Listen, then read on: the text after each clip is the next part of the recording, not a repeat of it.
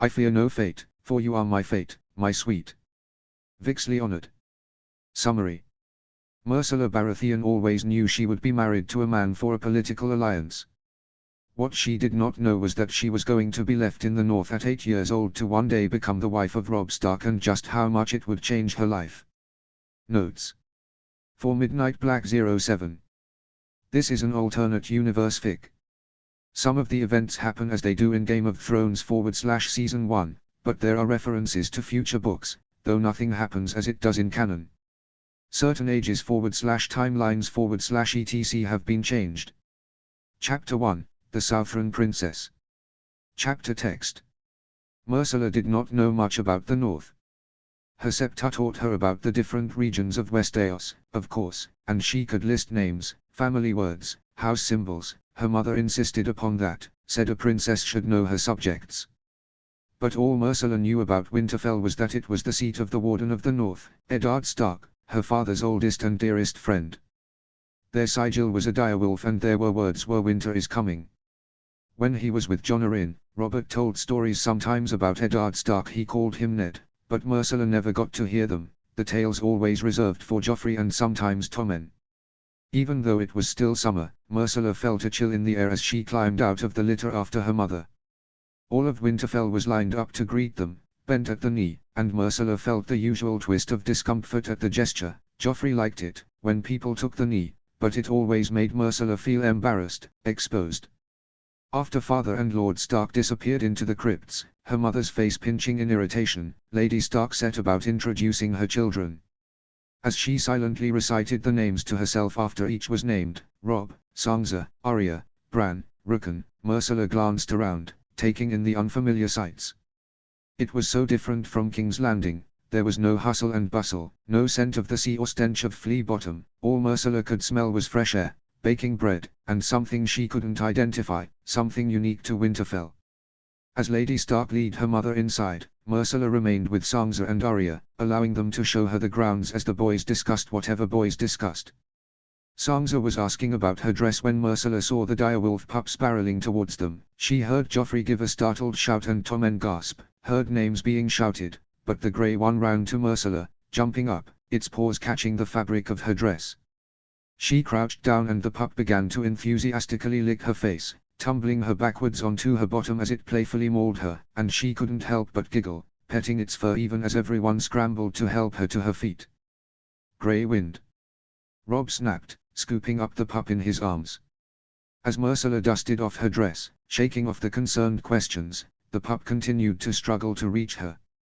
Smiling, Myrcella scratched between his ears, assuring Robb Stark, "It is all right.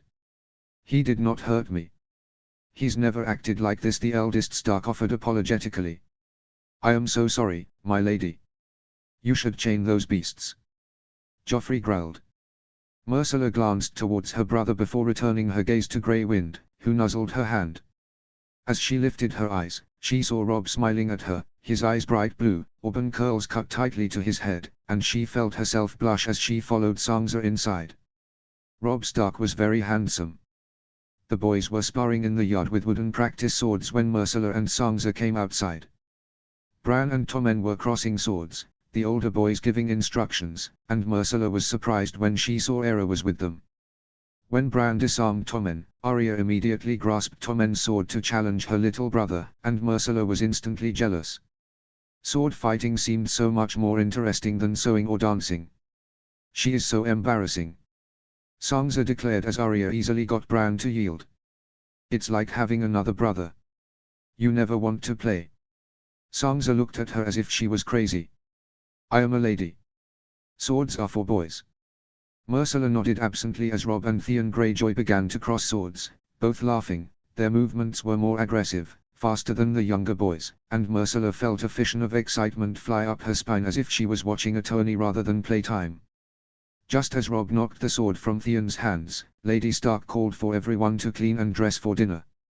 As Myrcella turned to obey, Robb reached down and plucked one of the winter roses which was starting to grow, tucking the bloom into Myrcella's golden curls.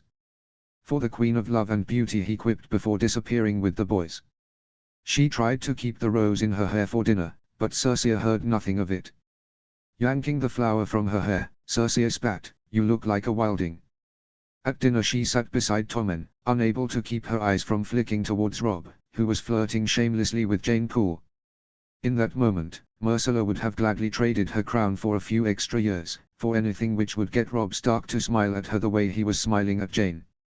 They had been in Winterfell for a fortnight when the news was announced. Robert was drunk, he was always drunk, her father, and, as everyone ate, he lumbered to his feet, raising his cup of wine. Myrcella saw Cersei flinch, and she wondered what was about to happen, what her father was going to say that would make her mother look so unhappy. "To the houses Stark and Baratheon," Robert bellowed, a touch of a slur to his words. "Two great houses, two great families who are going to be joined together in marriage."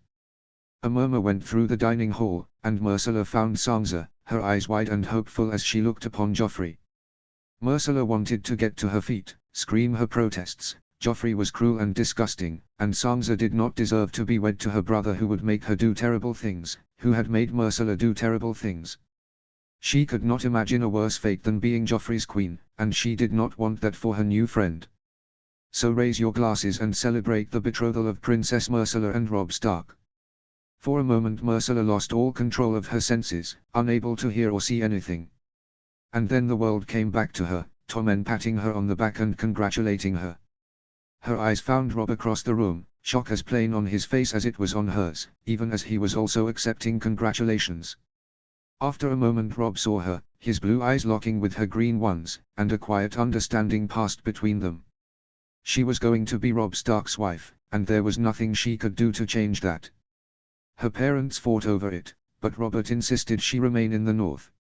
Lord Stark was returning to King's Landing to serve as hand, taking Sansa, Arya, and Bran with him. There would be plenty of room for her, Robert reasoned, and Lady Catelyn would enjoy the company. The plan, as Myrcella understood it, was for Lady Catelyn and Rickon to remain at Winterfell with them until she flowered and the wedding could occur. Then Catelyn and Rickon would go to King's Landing as well, leaving Myrcella as the Lady of Winterfell. "This is ridiculous in every way," Cersei exclaimed, her voice carrying through the walls into the cell where Myrcella slept. "She is a princess and she deserves a better match than some northern boy." Myrcella winced at the sound of flesh hitting flesh, shivering beneath her furs. She hoped Robb would not strike her one day, hoped her cheeks would never bear angry, red marks the way her mother's did when the fighting started. The night before they left for King's Landing, her mother came into her cell, shoulders back, looking every inch the queen she was. Myrcella stared at Cersei with idle fascination churning in her chest. Her mother was strong, shrewd, and intelligent, but her mother was not particularly maternal, at least, not to her or Tommen. As Cersei fussed with Myrcella's curls, jerking the brush so painfully it tore hair from the root, Myrcella bit her lip and suffered through it, knowing it would be worse if she cried. "I do not care how long you stay in this wasteland," Cersei said as her hands tugged and pulled. "You are a Lannister of Casterly Rock, and you will always conduct yourself as such. I won't have you acting like a northern savage when you come to court." Hitting a particularly painful snarl, making tears rise up in Myrcella's eyes, she demanded, "What are our words?"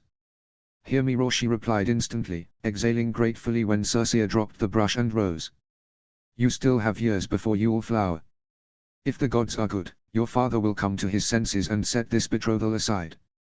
And if he doesn't, Joffrey can."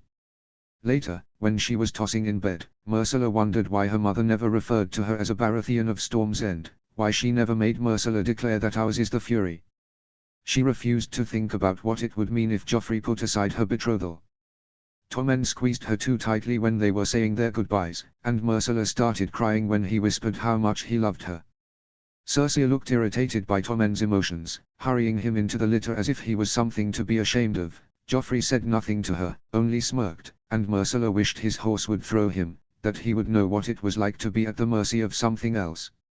Robert patted her on the head like a dog, told her to be good and listen to Lady Catelyn, but he did not hug or kiss her. Uncle Tyrion embraced her, promising to stop back at Winterfell on his return from the wall, and Myrcella loved him so much then, her uncle the imp. But when Uncle Jaime knelt before her in his gold cloak and white armor, Myrcella felt her tears rise up again. Jaime was the one guarded her the most, the one who would sneak her sweets and call her my special girl. There was no way Robert or Cersei would allow Jaime to be her guard in the north. Sir Aris Oakurt was being left for her protection. I must beg a favor of you, Princess, Uncle Jamie said, smiling teasingly. Do you think you will have time to write your uncle letters? I do so long to receive letters from a pretty girl. Only if you will write me back. Jamie grinned, giving her a quick squeeze before rising, his sword gleaming on his hip. It would be my honor, Princess. She watched the train until it disappeared, trying to make herself as hard as Valyrian steel, as hard as her mother. This was the way it was done, she told herself, and there were worse men she could be forced to marry. Robb was kind, nothing like Joffrey, and Myrcella reminded herself of that as her family vanished from sight. The brush of fur against her ankle woke Myrcella from her trance. Grey Wind pushed against her leg again with his head, and she bent, ruffling his ears as he licked the tears from her cheeks. At least I have one friend here. She had been in Winterfell for 4 name days when the Raven came announcing Joffrey's wedding to Margaery Tyrell of Highgarden. Lady Catelyn announced they would all be travelling to King's Landing for the occasion by order of King Robert, and Myrcella had learned to read her good mother well enough to know that Catelyn did not care whether or not she attended the wedding. Robb and Theon looked to be equally uninterested, but Rickon began to bounce at the idea of seeing his siblings again. Lord Eddard had visited the year before without the children, and Lady Catelyn once made the trip on her way to Riverrun to say her farewells to her father, but Myrcella had not seen Sansa, Arya, or Bran since they left Winterfell years earlier. As the snow fell and Lady Catelyn began to make plans, Myrcella slipped out to the glass gardens. They were her favorite part of Winterfell, the place winter always failed to touch, and she inhaled the sweet scent of flowers as she wandered. She did not know Margaery Tyrell. The only Tyrell Myrcella had ever met was Sir Loras, the Knight of the Flowers, the one who was good friends with her uncle Renly.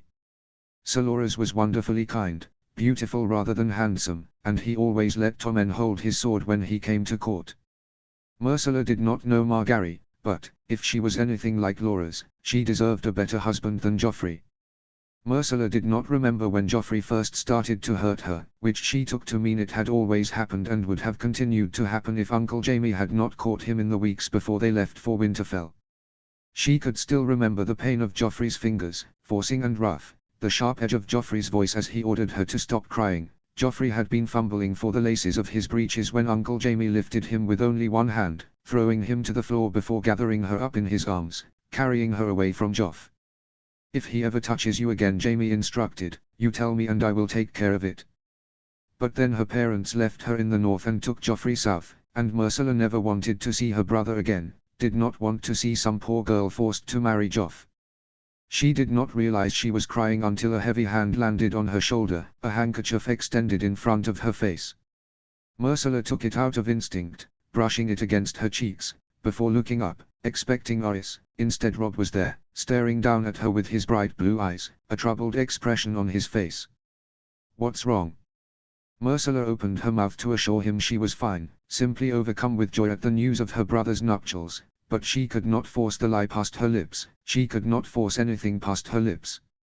Instead she started to cry in earnest, entire body trembling with the force of her sorrow, and Robb did not hesitate to pull her against his chest, stroking her hair as she sobbed against his waistcoat. Over the past 4 years, Myrcella had come to think of the Starks as her family. Catelyn was kinder and sweeter than her own mother ever was, and Myrcella enjoyed being a big sister to Rickon. Robb and Theon both treated her as a little sister, and, though Myrcella intellectually knew that one day Robb would be her husband, there were no hints of romantic love between them. She knew it was difficult for him, he was a man grown, 18 on his last name day, and she was still little more than a child. The servants' whispers about Robb's trips to the brothel in the village had reached Myrcella's ears, and she could not even muster up anger for the situation because she could not imagine doing the things with Robb that he must do with his whores. But she did believe Robb cared for her, and she was grateful in that moment for that. Can I do something to make it better? I don't want to go back, she whimpered, keeping her face pressed against his broad chest. I don't want to see him again. Who? Joff was all she managed to get out before her sobs began again, her fingers twisting in Robb's shirt, trying to tether herself to him. There was a tension in Robb's body which had not been there before, but it quickly dissipated as he hugged her closer. I will be with you while we're in King's Landing. I will not let your brother bother you. Myrcella finally lifted her head, gazing up into his somber face. Blinking through her tears, she gritted out, You do not understand. Cupping her face in his palms, his thumbs brushing away the tears, Rob corrected, "No, sweeterling, I do." As she buried her face back into his chest, Myrcella wondered if mayhaps she had been underestimating just how much Robb Stark knew about her. By the time they reached King's Landing, Myrcella's 13th name day came and went, commemorated only with a lemon cake at an enduring a blizzard.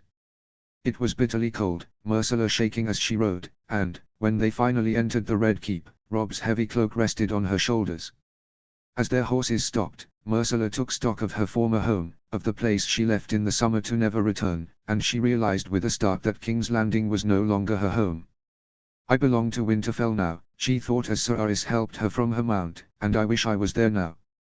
She saw Lord Eddard only a moment before she saw the other Stark children running towards their envoy, Bran and Arya leading the way.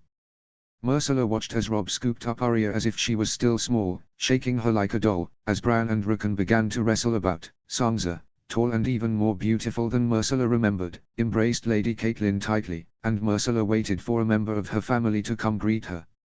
Surely Tommen would want to see her. They still exchanged letters, Tommen detailing how Sir Loras was teaching him to joust, Myrcella describing the exploits of Grey Wind and Shaggy-Dog.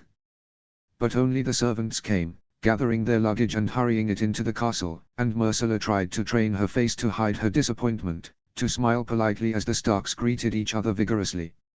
Her eyes wandered to Theon, who stood silently near his horse, and she wondered if this was how he always felt, a part of the family but never a member. Not really. "Why, that cannot be Princess Myrcella," a familiar voice boomed, Myrcella whirling around to see Uncle Jaime sauntering towards them, Uncle Tyrion at his side. "She is but a child and this is practically a woman grown." Myrcella knew it was not ladylike, would make her mother and Septa cringe to see her behave this way, but she could not stop herself from rushing towards her uncles, flinging her arms around Jaime's neck and squeezing tightly. As he had promised when he left Winterfell, Jaime sent her a letter, at least, once a week. Tyrion's letters were always more informative, stories of people they knew, legends he read about, but Jaime sent bits of gossip, biting remarks, and questions about her life. His last letter arrived shortly before they left Winterfell, and it had featured a story about Joffrey injuring himself with his own sword. "Well, now, do not forget your favorite dwarf down here," Tyrion teased good-naturedly, and Myrcella instantly bent, startled to realize that she was now quite a bit taller than her uncle. When Jaime and Tyrion escorted them inside, her father sitting on the Iron Throne, her mother standing at his side, Myrcella was surprised at how different they looked. There was more silver in her father's bushy beard now, his stomach seeming to strain against his clothing. Her mother was still beautiful but her age was beginning to show around her eyes, at the corners of her mouth. They are getting old, she realized with a start even as she dipped into a curtsy. Later, when her mother escorted her to the Maiden's Vault to meet Margaery, Myrcella flinched as Cersei stopped and jerked at the gown Catelyn had given her for her name day. "You will need a better dress for the wedding. You cannot look like a northern savage at your brother's wedding." "But Lady Catelyn." Cersei grasped her face, pinching her cheeks, silencing her words. "You are my daughter, not Catelyn Stark's. Do not forget, you are a Lannister, a lion, and I will not have you embarrassing Joffrey on his wedding day." Myrcella carefully folded her gown, tucking it safely away after running her fingers over the careful embroidery. She loved this dress, Lannister or not. Myrcella felt naked in the gown she was given on Joffrey's wedding day. Southron-style dresses varied greatly from Northern style. Northern dresses were heavy wools, dark colors, designed for warmth and for function. In the South, the materials were more luxurious silk, satin, Mirish lace and designed to catch the eye with bright colors. As a child, Myrcella loved the dresses the seamstresses made her, the summer air moving freely through the pink silks she favored, but, as her uncles pointed out earlier in the week, she was not a child anymore. Her gown for the wedding was Lannister crimson, long-sleeved with lace on the tight bodice. The neckline was deeper than any gown Myrcella had ever worn, her breasts swelling upward once she was cinched into it, her shoulders were bare, her alabaster skin on display, and, when her hair was gathered into a golden net, Myrcella knew this must have been what her mother looked like when she first came to court. Despite her efforts, she could not wrestle the neckline higher to preserve her modesty, and Myrcella felt herself flush as red as her gown when she saw her reflection in the mirror. Myrcella knew she was not a little girl anymore.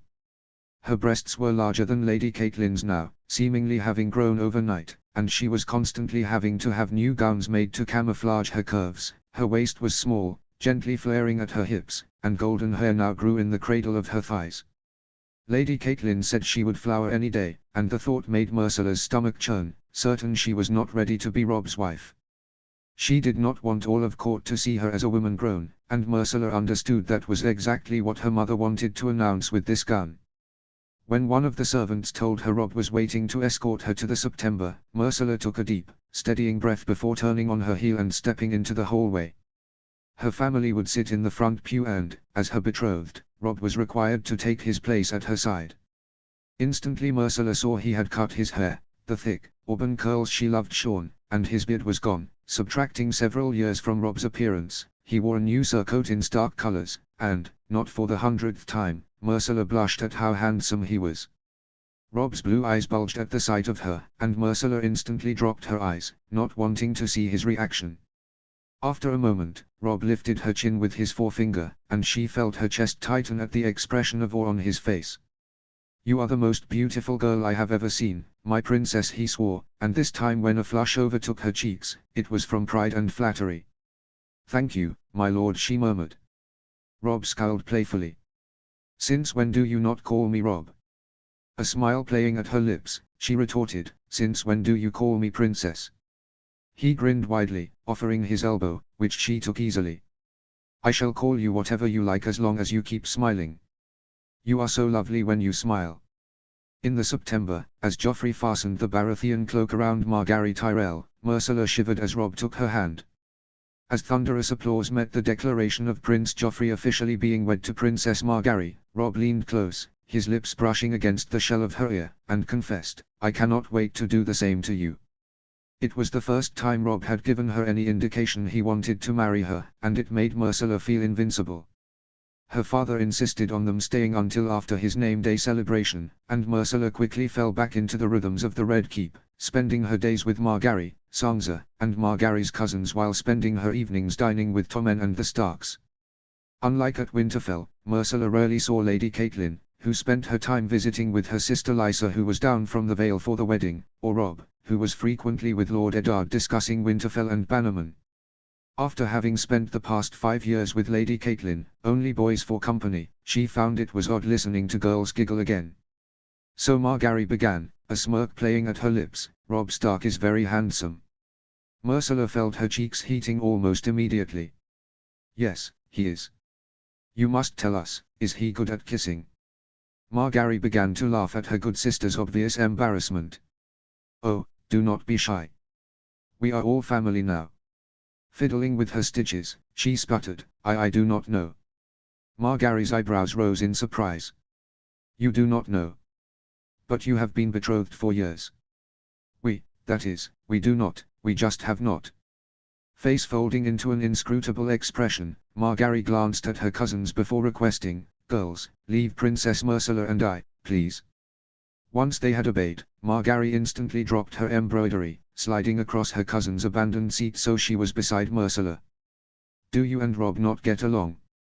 I thought you two were close." "We are friends," she allowed. "You do not want to kiss him?"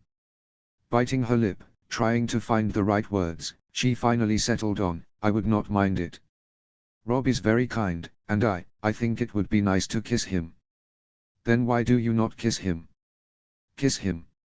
Shaking her head, Myrcilla got to her feet, beginning to pace the floor. "I could never be so brazen. Men like it when women are brazen. And I have seen the way Rob's eyes follow you. If given the chance, I think he would very much like to kiss you." Suddenly bursting to discuss Rob with someone who was not his mother, Myrcilla blurted out, "I did not think he even thought of me as anything beyond a sister until Joffrey's wedding. Since then he has been so, he makes me feel things, and it is so strange. I have seen him every day for 5 years and now it is as if I am seeing someone new entirely." Margaery smiled.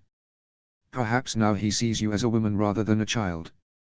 Lowering her voice despite their solitude, she revealed, "I know he has lain with women before, I understand it is different for men. But I have never so much as kissed anyone before, and honor is very important to the Starks, until I am flowered and we are wed. There are things a man and woman can do which need not involve your maidenhead." Myrcilla stopped pacing. There are. Have you ever heard of the Lord's kiss? Margaery Tyrell provided Myrcella more education about marriage that afternoon than any septar. Joffrey cornered her on her last day in King's Landing. The moment he stepped in front of her, Myrcella cursed for not paying more attention to his schedule for the day, for not having Grey Wind with her. In her 2 months in the Crown Lands, her only interactions with her elder brother was in groups of people, exactly how she intended it.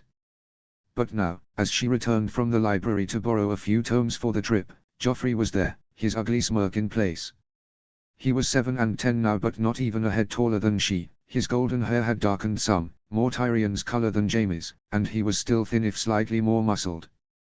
As his green eyes dripped over her body, Myrcella remembered the last time they were alone, the terror he inflicted upon her, and she was surprised to find that there was more anger in her body now than fear. You have not paid your respects to the king. You are not the king yet. Joffrey's eyes darkened. It is only a matter of time. You should still treat me as if I am your king. Then I beg your pardon, your grace, if I have offended you in some way. Holding up the few books in her hands, she said, I was simply gathering new reading material. There are less books in Winterfell. Joffrey sneered. Winterfell, he spat. Is it true you sleep beneath bearskins and the people all smell of shit?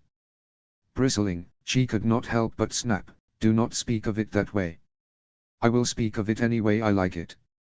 Stepping closer, forcing Myrcella to step backwards until her back met the cement wall, he declared, I will speak of my lands any way I choose. You forget yourself. Too much time playing with the wolves. She gasped as his hand quickly rose, grasping her chin with bruising force, bringing her face closer. Tell me, does the young wolf fuck you like a dog? Does he howl when he comes? Does he make you bark? Myrcella began to struggle as Joffrey's free hand began to raise the skirt of her gown. I think I shall make you bark. Myrcella heard the growl a half-second before Joffrey did. By the time he was turning, Grey Wind had already taken him to the ground, the direwolf standing upon his chest, snarling but not drawing blood. She saw Robb, absolute fury on his face, his voice tight as a bowstring as he ordered, Grey Wind, to Myrcella. Immediately the wolf went to Myrcella's side, sitting straight and tall as Joffrey scrambled to his feet, eyes darting frantically. He opened his mouth to make a threat, but Grey Wind's growl caused him to jump back, spitting a vile curse before disappearing down the hallway.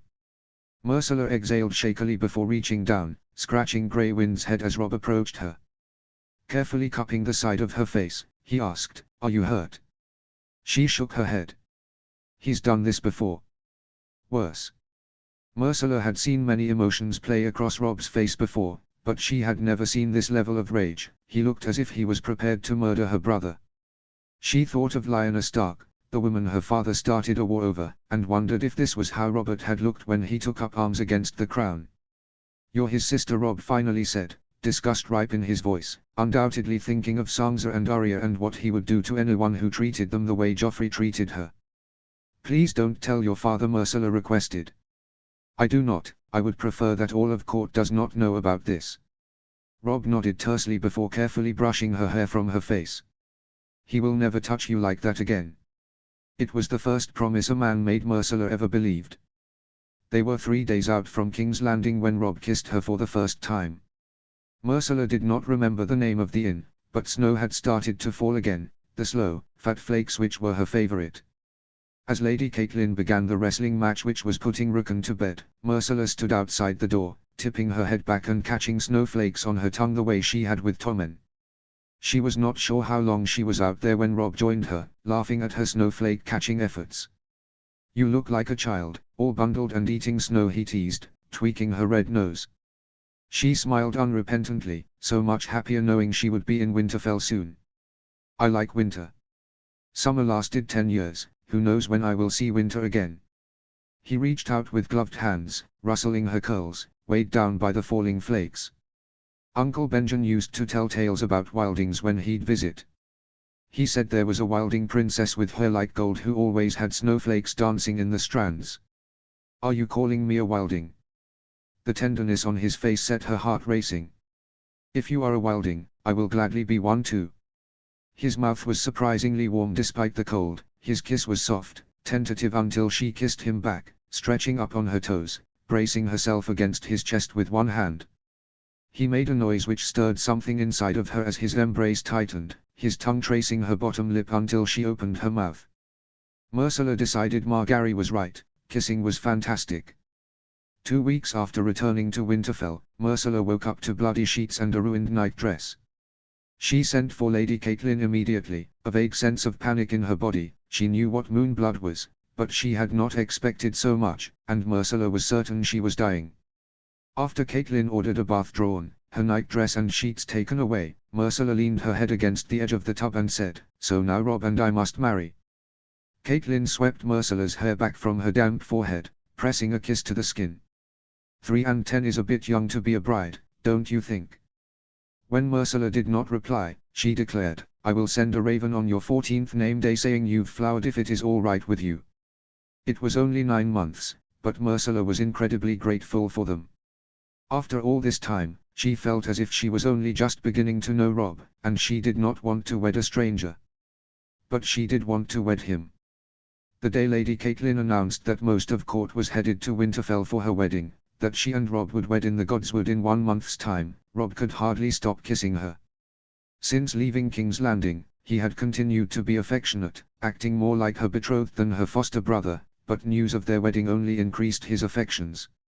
Myrcella felt herself blush every time Robb's eyes fell on her, her stomach flipping at the wicked smiles he gave her. His mouth knew hers well now, the heat of his large hands scorching even though the fabric of her gowns.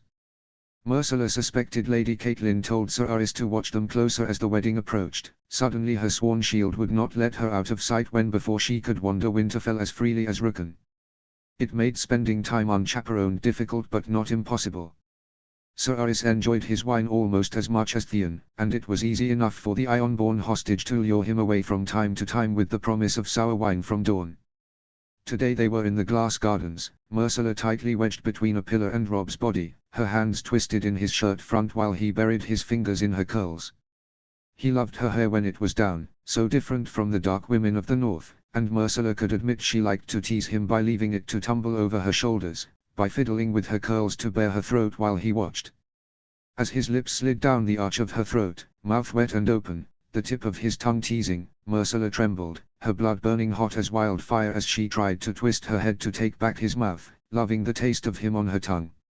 Robb laughed against her mouth as he shifted his stance, and Myrcella realized she was now straddling his muscular thigh, her skirts raised enough to reveal her stockings. She idly recognized this was not proper, but then Robb's hands settled on her hips as he gently moved her forward and back, a rhythm which made her body pulse. "Oh," she gasped at a sharp twist of pleasure, her legs shaking as a feeling began to build. Robb laughed again, softer, secretive. His kisses were slower now, and, when he spoke, his voice was huskier than usual. "You like this, sweeterling?" Her voice stuck in her throat. He continued, breath hot against her ear, "I only ever want to make you feel good. If you do not like something, just tell me. Do you want to stop?" "No," she blurted out, embarrassed at her wantonness but loving the sensations stretching through her body. Her hips moved on her own now, trying to increase the pressure, pulling Robb closer to her, and her lips found the underside of his chin, her teeth scratching against his skin. "Do you trust me?" Myrcella did not hesitate to nod. Robb's hand slipped beneath her skirts, his fingers finding her small clothes. She bit her lip to keep from crying out as he began to press and rub at her flesh, his touch gentle but insistent. There was a tension building in her stomach, her breath was coming in gasps, and Myrcella was certain she was going to break apart before whatever Robb intended to happen would actually happen. She came apart with a sharp cry, her entire body tingling, and Myrcella could feel wetness in her small clothes as Robb's fingers continued to softly massage her flesh, working her through the sensations. As her breathing returned to normal, Robb stepped back, fixing her skirts before brushing a kiss against her sweaty forehead. "Is that what laying together will be like?" she finally asked, her mouth dry. "No, it will be better." If it were any better, Myrcella thought, it might kill her. Myrcella was disappointed Margaery was not part of the envoy, but Sansa explained how Joffrey insisted his wife remain with him.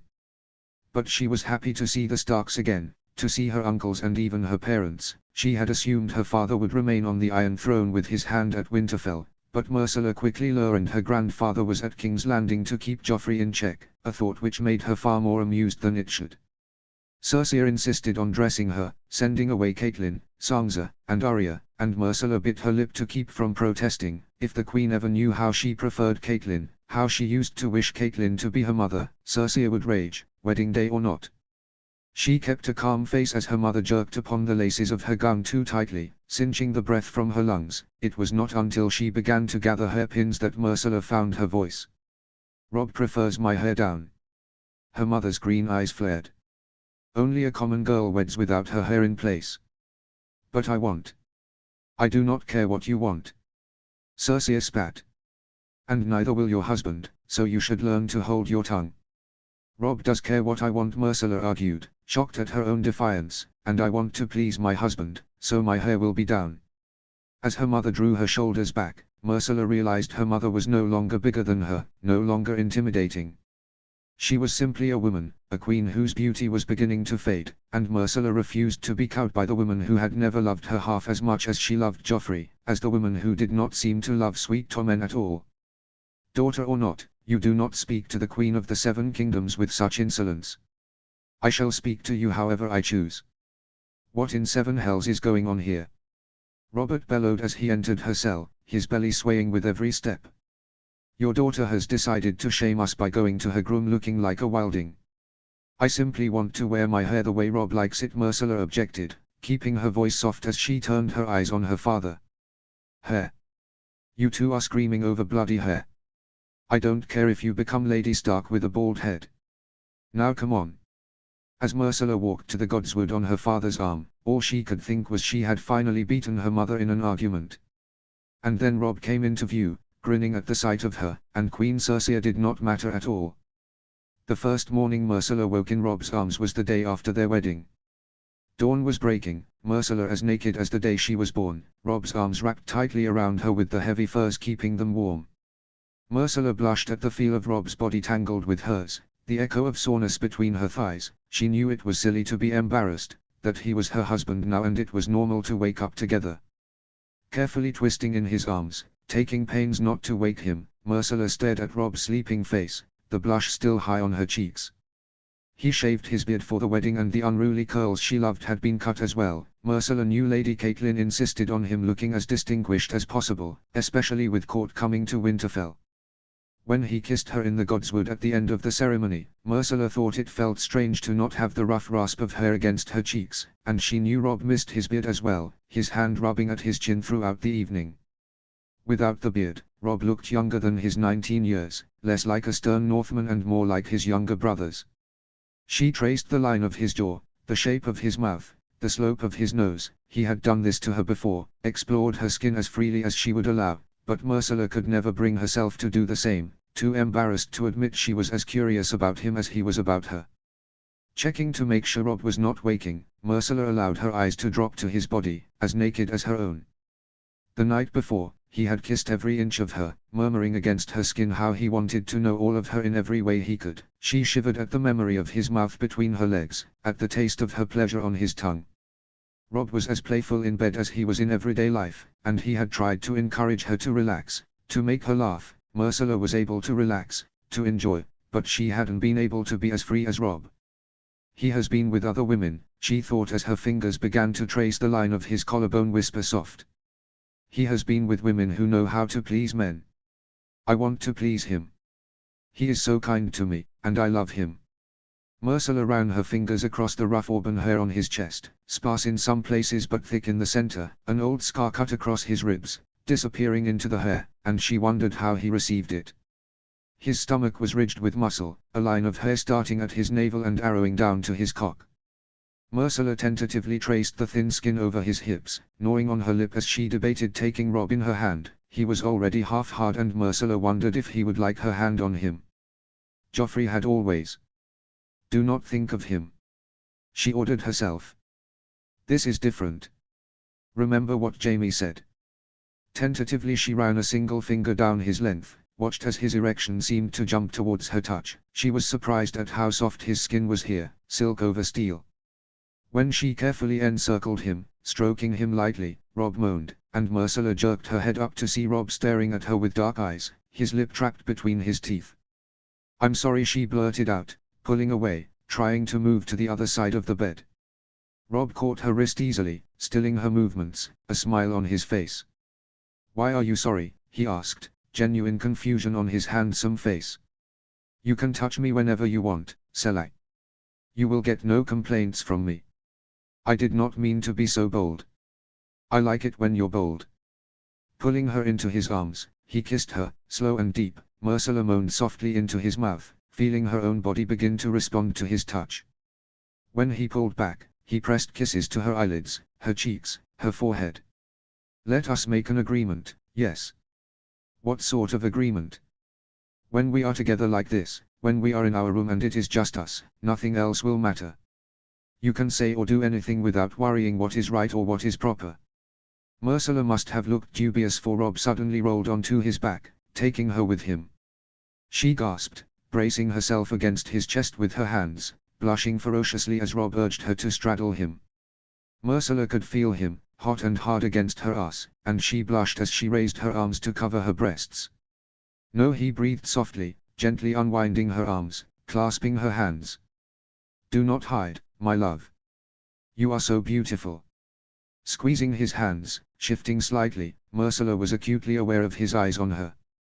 Last night she was hidden beneath blankets and furs, a few flickering candles providing the only light. Now, as the morning light filtered in through the windows, Myrcella thought of her long ago Septar, the one who told her it was sinful to ever glory in her own beauty, though less sinful than behaving wantonly with a man. Though Margari had told her of different acts which took place in the marriage bed, Myrcella had never imagined actually doing them, hadn't thought Rob would think them proper for his wife. Pushing himself up into a sitting position, Rob brushed her hair over her shoulders, kissing her bare shoulder. "I do not mean to make you uncomfortable, but I also do not want you to feel ashamed when we are like this. We are husband and wife now. I want to please you. And I want to please you." His smile became wicked as he dropped onto his back, stretching his arms above his head, unabashed in his nudity. "If you wish to touch me, you can touch me. If you wish to be touched, you can tell me. You are in control here." Myrcella felt a flare of desire in the pit of her stomach at the words. She was never in control of anything, and Rob was handing it to her as if it was nothing. She rested her hands against his stomach, liking the way the muscles tightened as she swiveled her hips, the way he inhaled sharply through his nose. Myrcella bent, her lips finding the scar on his ribs, the tip of her tongue tracing it. Rob twisted beneath her at the touch. "How did this happen?" "John and I were practicing with real swords without permission. We both ended up with scars." A calloused finger traced a light scar on Myrcella's wrist. "How did this?" "Sir Pounce." The puzzled look on his face made Myrcella giggle. "Tommen's kitten." His laughter was loud and free in the early morning silence, and Myrcella joined him, letting out a shriek as Rob suddenly flipped her onto her back, his lips gravitating towards the curve of her neck. She sighed in pleasure as Rob dragged blunt teeth along her skin, her fingers clutching at his hair as he began to suck a dark bloom on the swell of her breast. "Would you?" Rob lifted his head. "Would I what, sweeterling?" Powering through the acute embarrassment rising in her throat, she managed, "Would you do what you did last night, with your mouth?" His grin was downright predatory as he descended her body, and then all Myrcella could focus on was the sweet pleasure Rob brought her, desperately trying to keep from crying out too loudly, afraid someone would hear her. She grasped at the bed furs, at Rob's hair, anything to keep her tethered to the earth. As her legs began to shake, the tension in her body prepared to snap, Myrcella dimly thought, "I wonder what the Septars would think of this," before crying out, no longer caring if all of the 7 kingdoms heard her because everything just felt so good. Rob gave a breathless chuckle as he pressed kisses up her body, his lips shining with her release. "You are never leaving this bed, my love. As long as you stay with me, I do not care," she panted, reaching for Rob as he rose on his knees, tilting her hips upward as he slowly began to push inside of her. Myrcella bit her lip at the lingering soreness from the night before, but it quickly dissipated, her body quickly remembering the rhythm of Rob's body inside of hers. When the knocking began on their chamber door, Myrcella could tell from the light outside it was likely midday. She lifted her lips from Rob's chest, heat rising in her cheeks, as Rob groaned in disappointment, his hands grasping her hips to keep her from climbing off of his body. "Yes," Rob called, his voice tight with irritation at being disturbed. Lady Catelyn's voice cooled both of their bloods. "All of court and our bannermen are in Winterfell. Mayhaps it is time for the two of you to join us." Rob opened his mouth to argue, but Myrcella replied, "We are dressing now, Lady Stark." As Catelyn's footsteps retreated, Rob sat up, his face twisted into a pout Myrcella recognized well from Rickon's face. His hands settling against her back, lips gravitating to her throat, his northern accent was thicker than it had ever been as he murmured, "You are Lady Stark now. And I say we stay here until the whole bloody lot of them are gone." Myrcella found his mouth, kissing him softly. "Soon we are going to be all alone here. Should we not spend time with our families while we are still able?" Rob sighed. "If we must." By the time they entered the dining hall for midday meal, Myrcella in a high-necked gown to hide the marks left behind by Rob's mouth, Rob wearing a loose shirt that did not press against the scratches Myrcella had left upon his back, King Robert was already half drunk. Upon sight of them, he bellowed, "Glad you're giving the poor girl a break, Stark," and the room erupted into good-natured laughter and cheering. Myrcella knew she was as crimson as her gun, but, for the first time, she wasn't sure she cared. The night before all of court was to leave, Cersei came to Myrcella's room before dinner. She sat still as her mother dismissed the maids fixing her hair, resisting the urge to protest, as Cersei began to weave her hair into one of the complicated Southron styles so popular at court. "You are beautiful," Cersei said after a moment, hands working with more skill than Myrcella believed she possessed. "I am grateful for that. The world is much less kind to girls who are not. Thank the Seven you are his daughter, or your father would be pulling you onto his lap." Myrcella shifted uncomfortably. "Thank you, mother. It seems your husband is bent on getting a child on you as quickly as possible. All of Winterfell is laughing at how lusty he is with you. They say they've never seen a Stark whose blood runs so hot." Reaching for hairpins, Cersei stated, "You can tell him no. No Stark would ever force a woman, it would be too much an affront to their honor." "I do not want to tell him no," she murmured. "I love him." "Love?" Cersei echoed, a bitter smile twisting her lips. "How rare for a marriage to start with love." "Did you love father?" she couldn't help but ask. "I did not know your father. I knew he was strong and handsome and the new king. I knew he started a war because Rhaegar took his beloved Lyanna, and I believed a man with that sort of passion inside of him would be worthy of my love someday." Jerking Myrcella's hair a bit as she twisted a curl, Cersei continued, "Robert Baratheon is a drunken lecher and a pitiful king besides, and the only woman he ever loved was Lyanna Stark. If he was not the king, my father never would have married me to him." "That's very sad." "I suppose," Cersei agreed, her voice utterly bland. "But I am the Queen of Westeros and my son will be the king, so it was not such a terrible match." Securing Myrcella's hair with the last of the pins, the Queen smiled genuinely for the first time since arriving in Winterfell. "I thought Robert was insane for wedding you to Robb Stark, but mayhaps this is a good match for you. The boy clearly dotes on you, and I imagine you will have a quiet life here. That is all I want." Cersei gave a little sigh, her green eyes meeting Myrcella's in the gilded mirror. "Do not love your husband too much, Myrcella. When he disappoints you, and he will, for he is a man, it will devastate you all the more." It was the first time Myrcella ever saw the girl Cersei Lannister must have been once, and it made her ache with sadness that no one had ever loved Cersei the way Robb loved her. The reality of court leaving did not truly strike Myrcella until she saw Lady Catelyn directing Jory on which trunks of her and Rickon's belongings were to go onto a wagon. Myrcella felt her heart squeeze painfully as Rickon's pleas to Lord Eddard reached her ear, the 9-year-old boy begging to be allowed to stay at Winterfell with Myrcella and Robb. She wanted to comfort Rickon, to say he could stay, but Myrcella knew it was neither her place nor appropriate any longer. Rickon wanted to stay and play the way they always had, and he did not understand things were different now. Her time for having snowball fights, building snow castles, and running through the Godswood were over. She was a woman grown now, Robb's wife, and soon to be the Lady of Winterfell. But it was Catelyn's departure which was forcing tears to her eyes. Since arriving at Winterfell 6 years earlier, Catelyn had been her mother, the one who guided her and helped her, who plaited her hair and offered bits of advice. She was the Lady of Winterfell, and Myrcella did not feel ready to take that responsibility. You look uneasy, Lady Stark, Jaime said as he sidled up beside her, a gentle smile on his face. Everyone is leaving. It will be lonely here. Then I suppose you and the young wolf will have to fill the halls with children. As Myrcella turned her eyes up to look at Jaime, he affectionately touched her cheek. You will never be lonely, my special girl. Everyone in the north loves you dearly. I wish you could stay instead of Sir Aris. Oh, what use is keeping the Kingslayer in the north? I'm used to terrify the masses. Jaime smiled sardonically.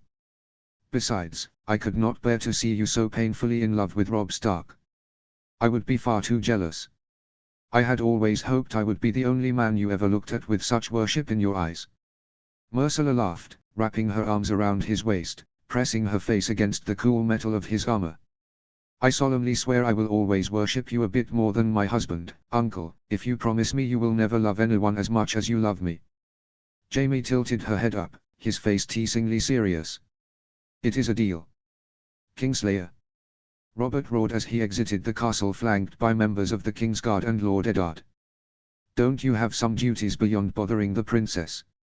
Jaime nodded sharply before pulling away, chucking Myrcella beneath the chin before moving to help Tommen mount his horse. She smiled gamely as Robert patted her on the head like a child, wishing her well. Lord Eddard smiled kindly, brushing a kiss against her cheek, his mouth cool. You make my son very happy, Eddard said, the usual gruffness of his voice replaced with warmth. And House Stark is fortunate to have you. Thank you, Lord Stark. Eddard smiled as Catelyn came beside him, a familiar expression of amusement on her face. You may call us by our names now, Myrcella.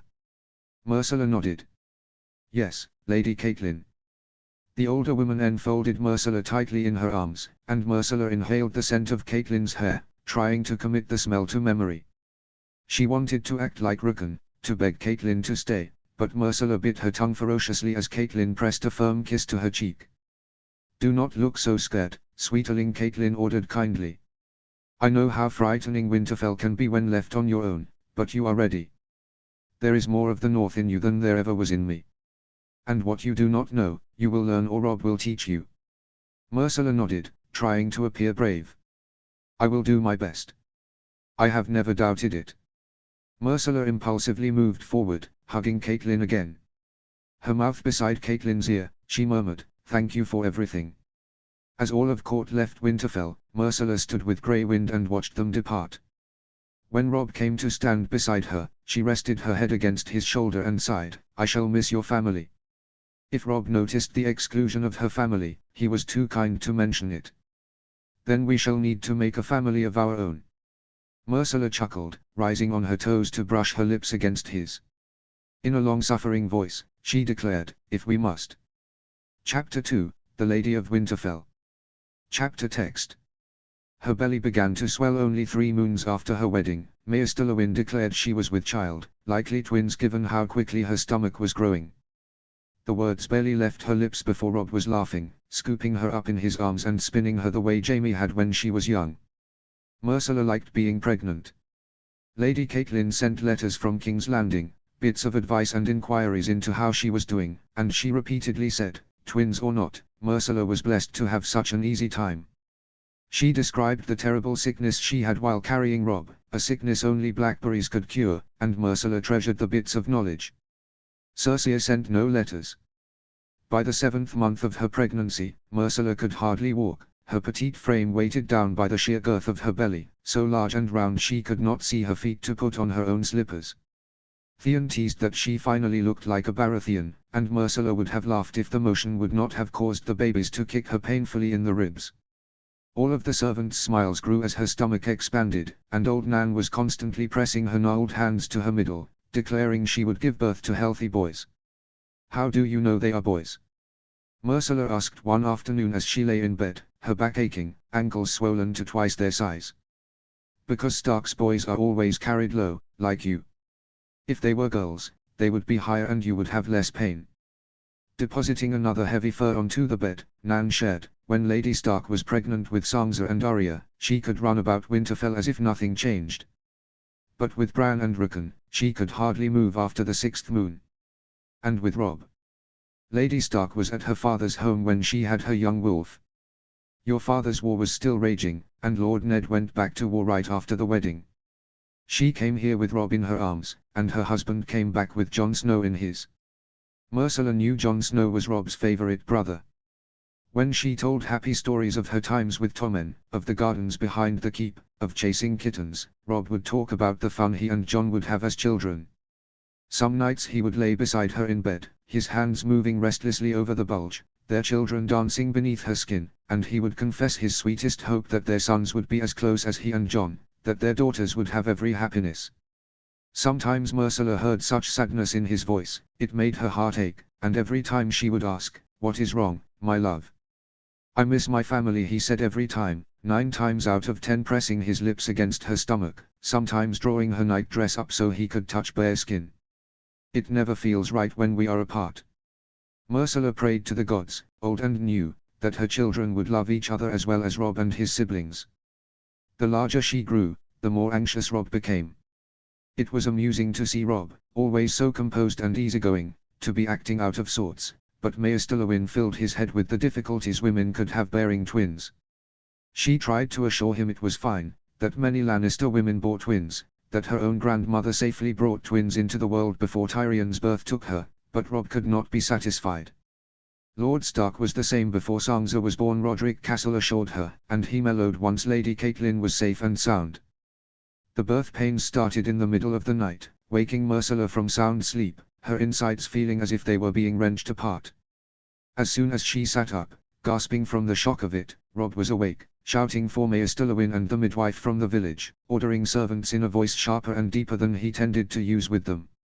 Myrcella knew little of delivering children. She had still been in the cradle when her mother birthed Tommen, but she tried to remember Lady Catelyn's advice as the midwife helped her shed her small clothes.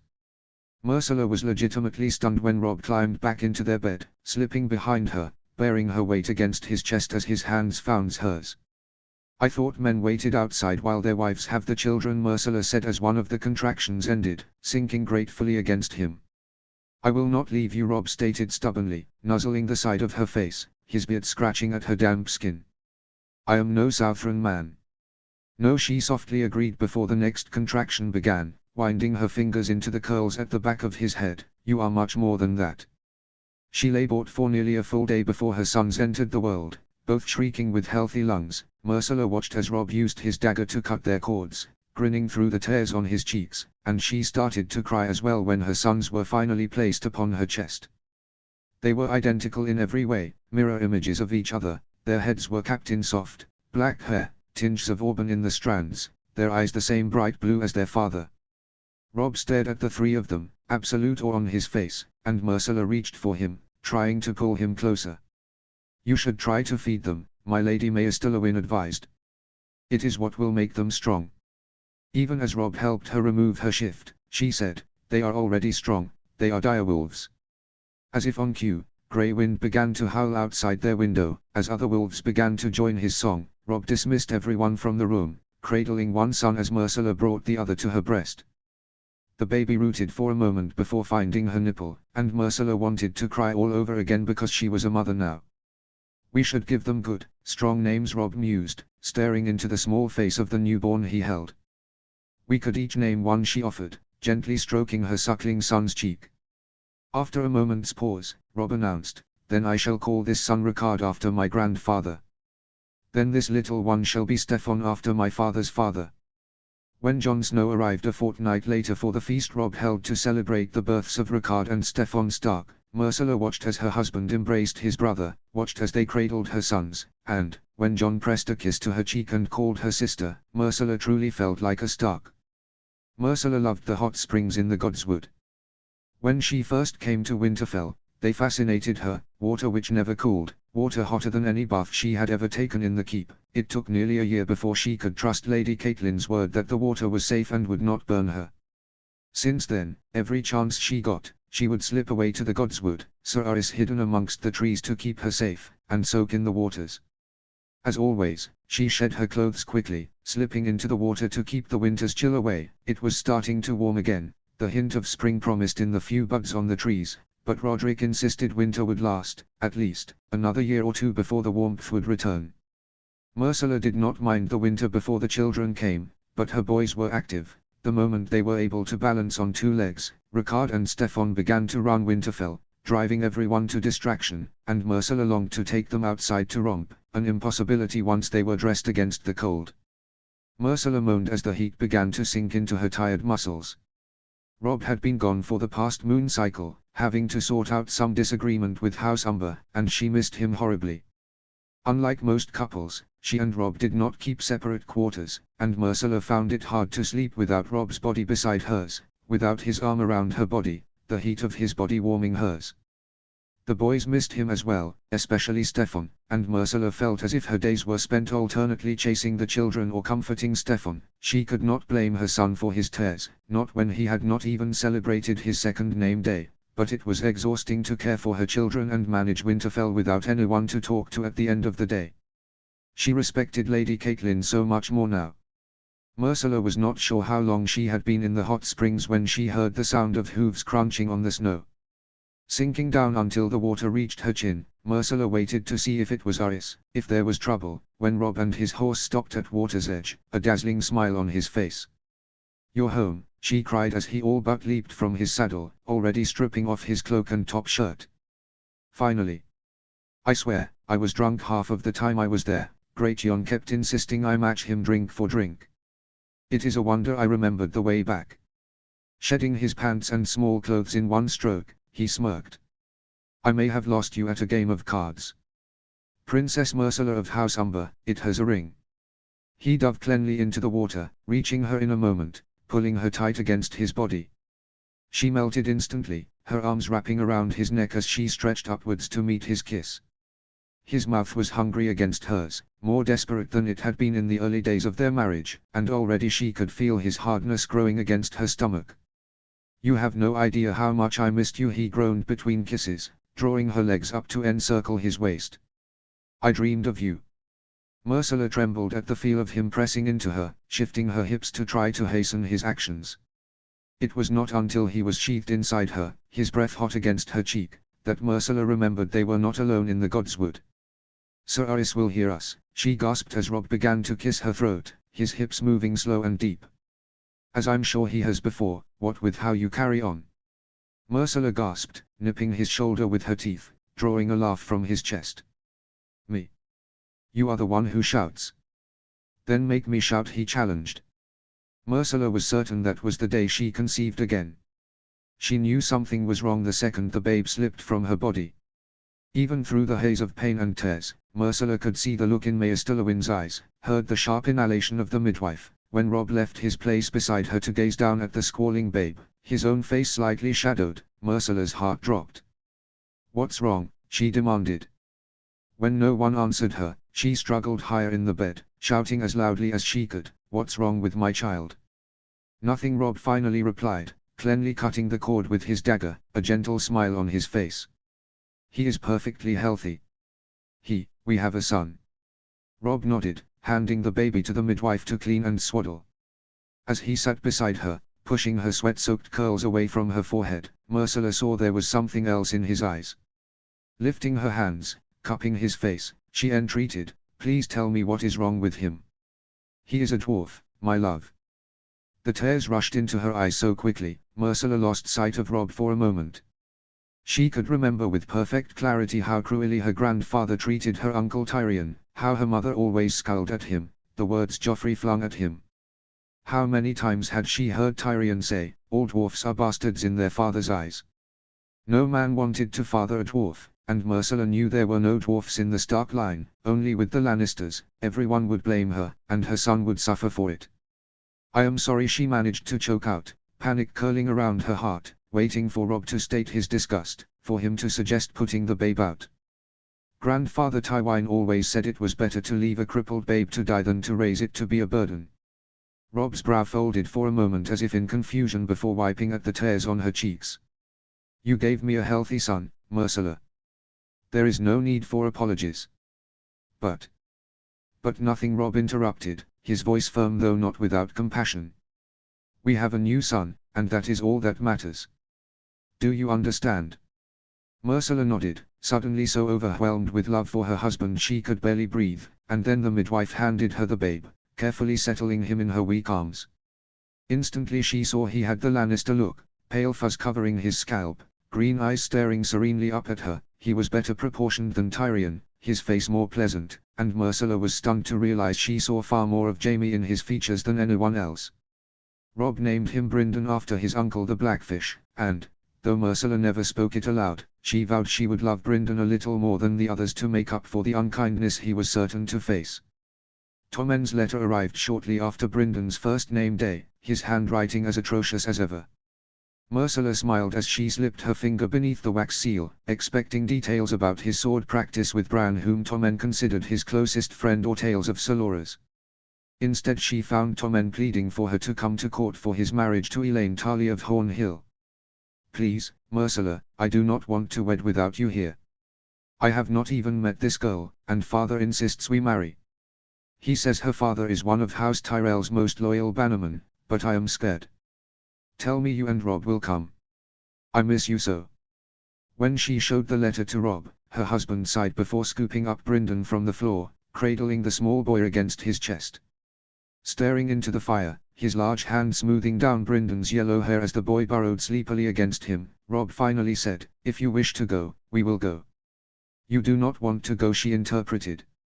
"I do not care for court," he stated bluntly, "and I care even less for the way you are treated there. But Tommen has always been a loyal brother to you, and your parents have never seen our sons. If you want to be there for Tommen, I would never refuse you." Smiling as Robb's lips brushed the top of Brynden's head, she confessed, "I cannot imagine Tommen as someone's husband." Robb grinned. "That is because he would rather chase kittens than skirts. He has always been the sweetest boy. Mother and father never give him an ounce of credit." Dropping her gaze, she finally said the words she could never bring herself to vocalize before. "The kingdoms would be better off if Tommen had come first." Her husband said nothing for several minutes before finally venturing, "The kingdoms would be better off if we ruled ourselves as we did of old. You would be king of the north. And you would be my queen." Myrcella smiled wanly as she rose, needing to kiss the twins before they fell asleep. "I have never much cared for crowns." It was not until she entered the Red Keep Myrcella realized it had been 10 years since she had called the castle home. She thought of old Jon Arryn with his sour breath and kind eyes, how he would pat her on the head and sneak her sweets, if he had not died when he did, if Robert had not insisted on going to Winterfell to ask Eddard to be his hand, how different her life would be. It was hard to even remember what life before Winterfell, before Robb had been like. It was the life of somebody else, the life of Princess Myrcella Baratheon, and she never enjoyed the responsibilities which came with the title. She knew Cersei would gasp if she ever heard what her husband's bannerman called her. In the beginning, they had called her Princess Bending the Knee as if they were in the south, as if she was her mother. The servants called her Lady Stark, though some, like Roderick and Old Nan, called her Lady Myrcella. She insisted on Jon Snow and Theon calling her only Myrcella, and sometimes, when he was stinking drunk, Theon would even call her Sella the way he had when she was still a child, still chasing Rickon and tussling with Grey Wind. But it had been Greyjon which gave her the name which would most horrify Queen Cersei, the name the other bannermen began to use as well, some with seriousness, some with the same sparkling humor in their eyes as Greyjon. Myrcella did not doubt her mother would have Eileen Payne take the heads of any man she heard refer to Myrcella as Princess Stark. Lord Eddard and Lady Catelyn greeted them in the entryway, Rickard and Steffon instantly rushing to their grandfather. Robb laughed as his father easily swooped the boys into his arms before handing little Brynden to Catelyn.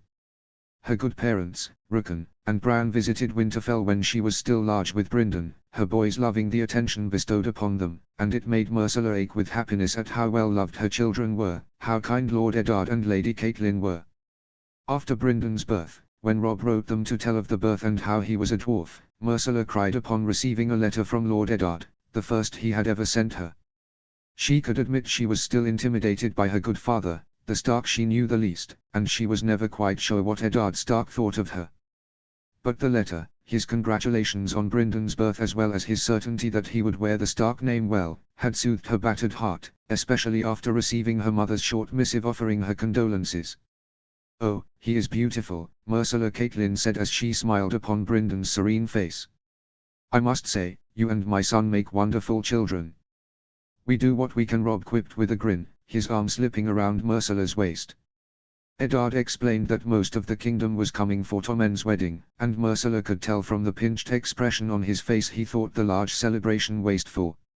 Sansa had already arrived from dawn with her new husband Quentyn Martell. Arya was en route from Riverrun with her uncle Edmure and Rickon, who was squiring for him, and Bran sent word he and his wife, Meera Reed of Greywater Watch, would not be arriving until the day before the wedding.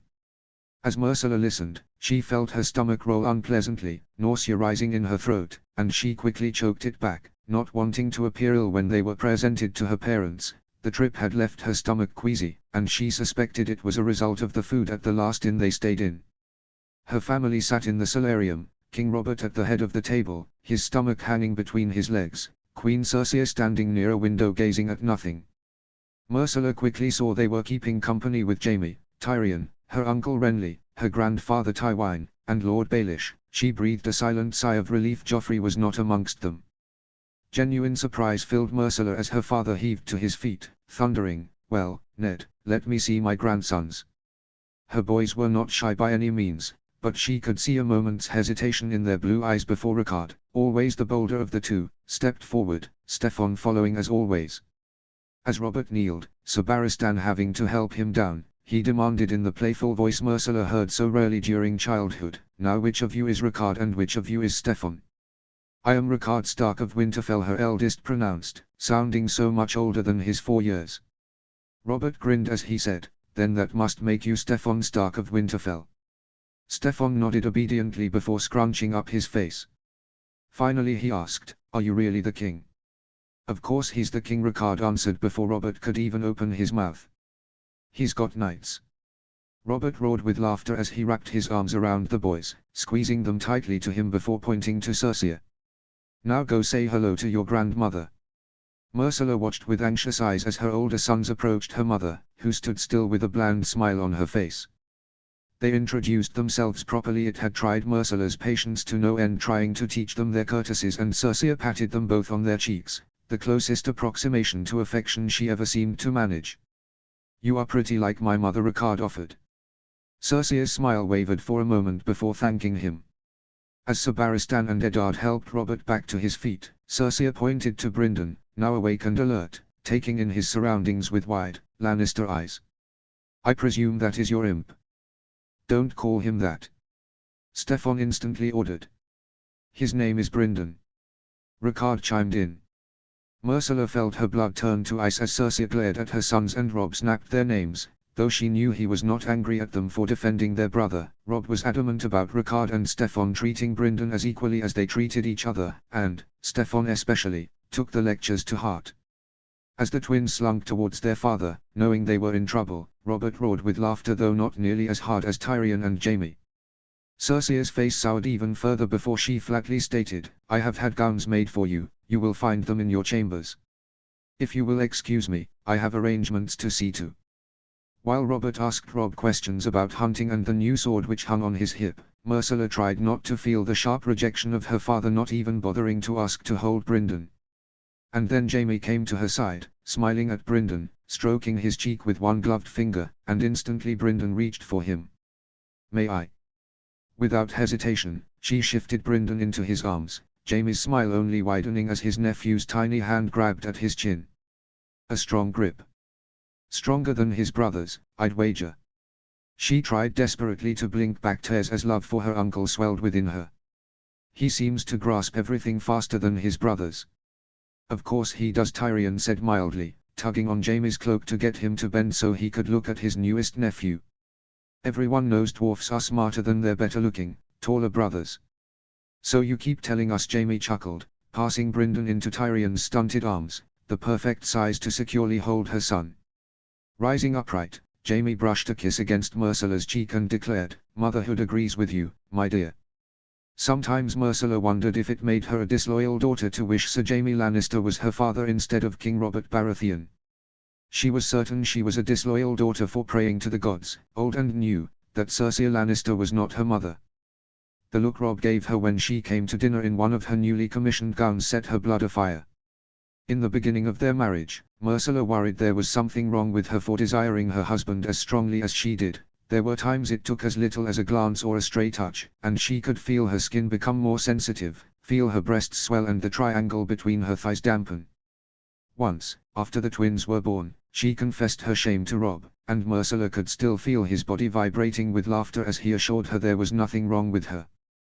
"Do you know how many times in a single day I think of you like this?" he had said as his hands ran up her body, lifting her arms until the tips of her fingers brushed the headboard. "There are times I miss entire conversations because I can do nothing but imagine what I want to do with you." Rob kissed her forehead, her cheek, her throat as he whispered against the curve of her stomach, "Never be ashamed of what we have, love." Now, as Myrcella could read the heat in his eyes, instead of blushing as she once did, she gave him the smile which was only for him and saw his eyes flare with want even as he smiled politely at something Tommen was saying to him. So busy being introduced to the members of House Tarly, listening to the wives of innumerable lords, Myrcella was unprepared to feel Rob's hand settle low on her hip as he came to stand behind her. "I cannot wait to take this dress off of you," he murmured, his lips caressing the shell of her ear. "That would make this dinner more enjoyable."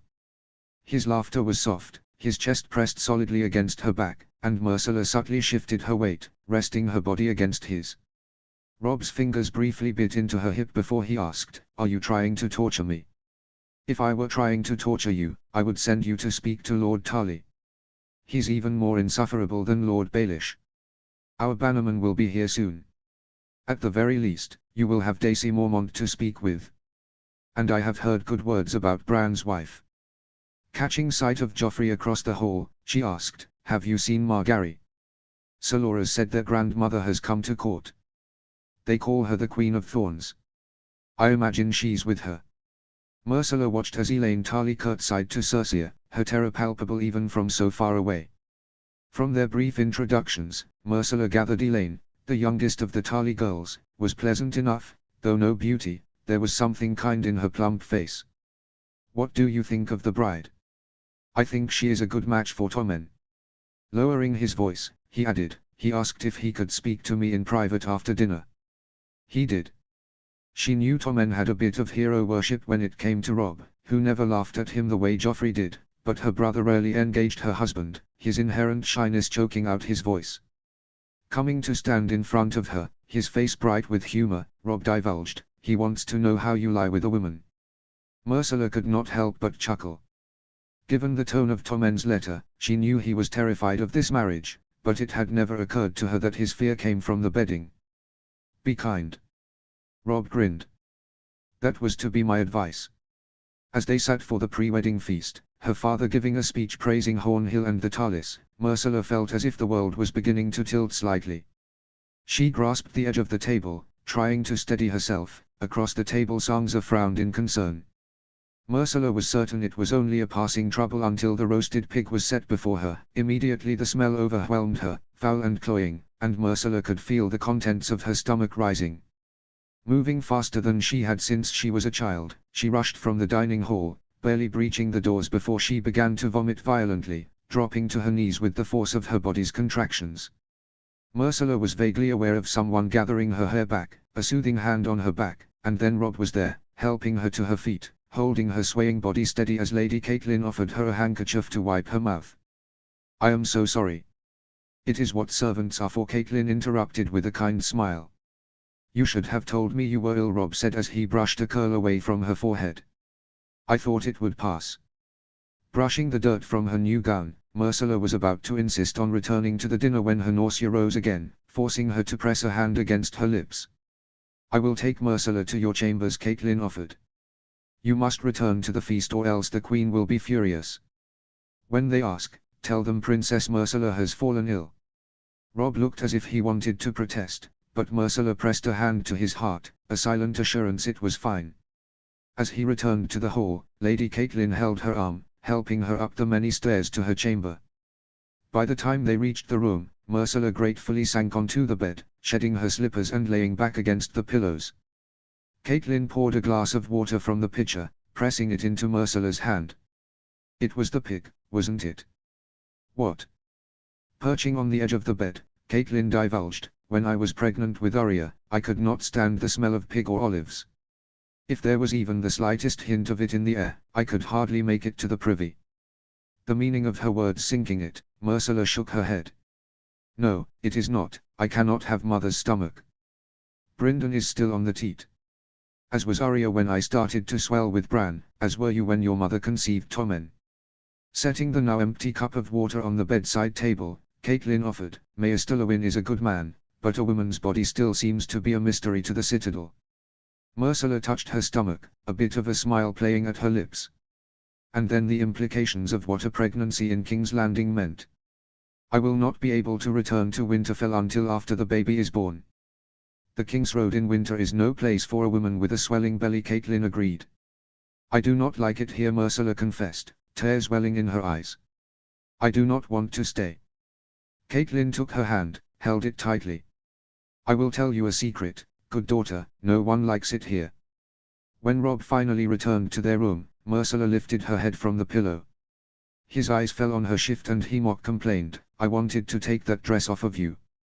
Despite the circumstances, she smiled. The Queen had dozens made, there will be other chances. He shed his clothing carelessly, leaving them on the floor as he strode to the bed naked, slipping beneath the furs. Myrcella pushed her face against his shoulder, inhaling the familiar scent of him as one large hand settled on her stomach. When do you think we made this one? He murmured, his lips caressing the soft skin of her throat. Your name day, she answered, smiling with the memory of the day. Old Nan had seen to the children, Roderick handled the day's affairs, and they had spent the entirety of the day in their white bed, laughing and loving. You must have had me a half-dozen times. Robb chuckled before twisting to look in her eyes. I know you do not want to stay here, but I will not risk you or the babe on the road. It is too dangerous. Myrcella nodded. And I would not want to risk the babe either. She sighed, pushing herself up to lean against the headboard. I do not want our children at court. I hate to hear them called princes and being so far from Winterfell. It is only a year, there is a reason we have Roderick as our Castellan. And mayhaps it will not be as bad as we are imagining. I know you have missed my mother, and I certainly am happy to spend time with father and brothers. It is only a year, he repeated, and Myrcella believed it was more to convince himself than her. After all, he hated the South more than she did. A year, she agreed, slipping into his arms. Myrcella was certain it was to be the longest of her life. Tommen's wedding day was the sunniest day in months, and Myrcella was glad for it. If anyone deserved sunny days, it was sweet Tommen and his nervous bride. Before even stepping foot out of bed, Myrcella reached for the root Meera Reed had given her the day before to help with mother's stomach. Myrcella had not the slightest idea what it was, but the moment she chewed it, swallowing the vaguely spicy plant, her stomach was calm for the entire day. In only a few short hours, Bran Stark's wife had become Myrcella's favorite person. Robb was already gone when Myrcella woke, having left to meet with his bannerman down from the north for the wedding. Handmaids arrived with breakfast and to twist her hair into one of Cersei's Southron styles, and Myrcella gamely sat nibbling on bread as they worked. The ebony gown her mother insisted she wear really was beautiful. Myrcella had to admit, it was the finest silk with long sleeves, the neckline straight to reveal her shoulders, but the golden embroidery on the bodice was the most eye-catching, a reminder of her Baratheon heritage.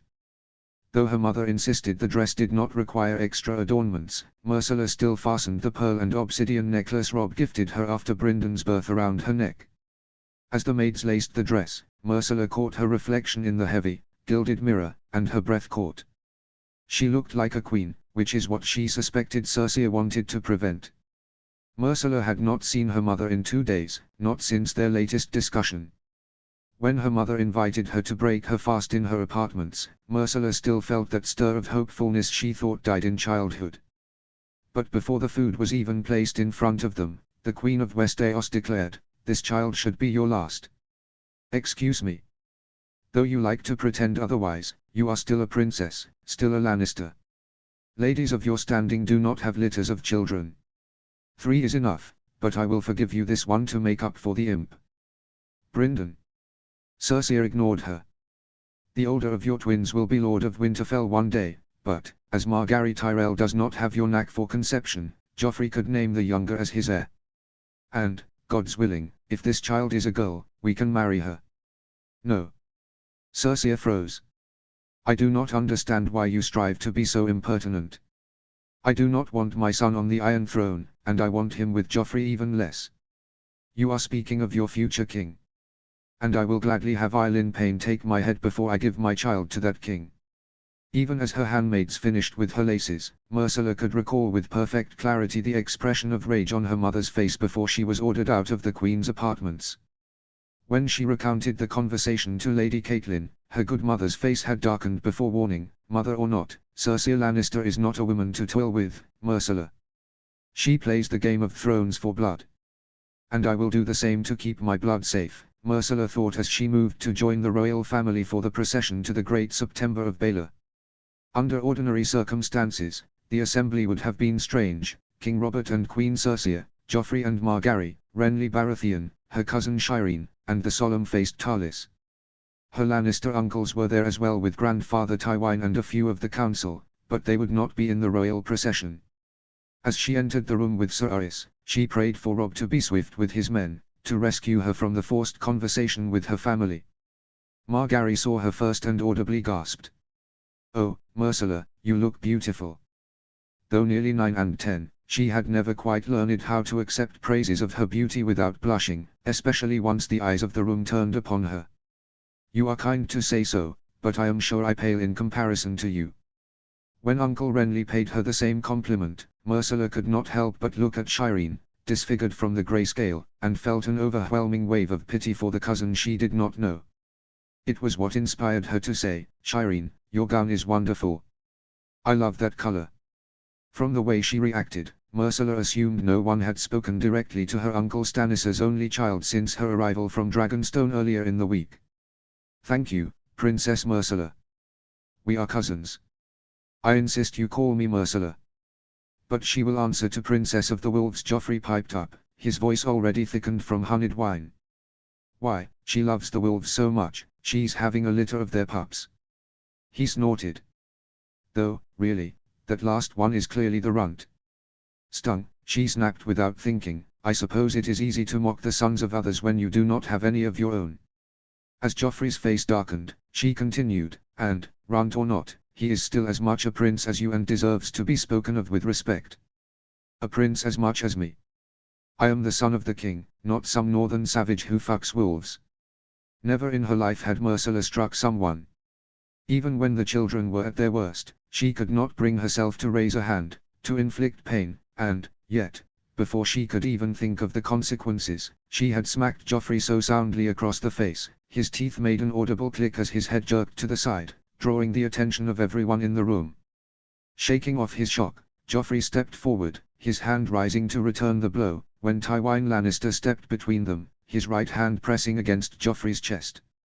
Like most everyone, Myrcella was intimidated by her grandfather with his dour expression and overall seriousness. She knew of the things Tywin had done to assure Robert Baratheon the throne, including the murders of Elia Martell and her Targaryen children, and Myrcella did not like to be near the older man. "A future king does not strike his swelling sister," Tywin said just loud enough for Joffrey to hear, his eyes locking on Joffrey's. "Lannisters do not bring shame upon the family." Inhaling sharply through his nose, Joffrey nodded curtly before stepping back, announcing in a falsely amused voice, "It would seem the child in your belly makes my sister's blood run hot." Uneasy laughter rippled through the group, an echo of Robert's laughter, and Myrcella forced herself not to flinch as Tywin turned his eyes upon her. Mouth set in a firm line, he said, "This is not the North. You are a Lannister of Casterly Rock." "I am a Stark of Winterfell," she interrupted, refusing to be cowed, "and a Baratheon of Storm's End after that. A Lannister of Casterly Rock is what I am the least, and I will not have any man, future king or not, speak ill of my children or my husband." People did not talk back to Tywin Lannister, and Myrcella could see the anger building in his green eyes.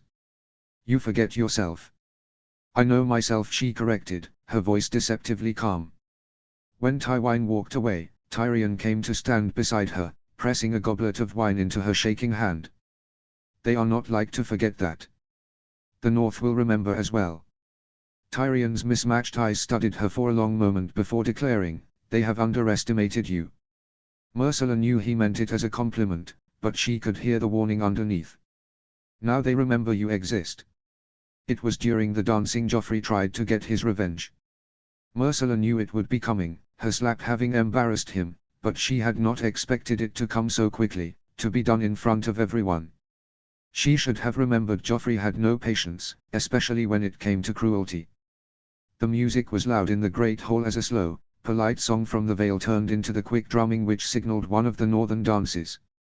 Myrcella laughed as the small Jon passed her to one of the Karstarks who passed her to Mace Tyrell. She caught Robb's eye as little Elenia Westerling reached him, her husband grinning, and that was when she felt two hands on her back, shoving hard. Instinct forced her to clutch her stomach, trying to protect the helpless child inside of her, and, as she tumbled towards the stone floor, she saw Joffrey smirk even as he moved away, his damage done. Strong arms grabbed her at the last moment, twisting her body until she landed in the lap of someone. Quickly twisting her head to see her savior, Myrcella found herself staring at Oberyn Martell, his dark eyes full with knowledge. She let the Dornishman help her to her feet, brushing the dirt off of her gown even as Robb pushed through the crowd to reach her. The dance floor can be a treacherous place for a swelling princess, Oberyn observed with a sad smile. Though princesses have never fared well in the Red Keep. Myrcella thought of Elia Martell, the raped and murdered princess, of her daughter stabbed 100 times, of her son whose head was dashed against a wall, all done by Lannister bannermen, and suddenly she felt tears rising in her throat.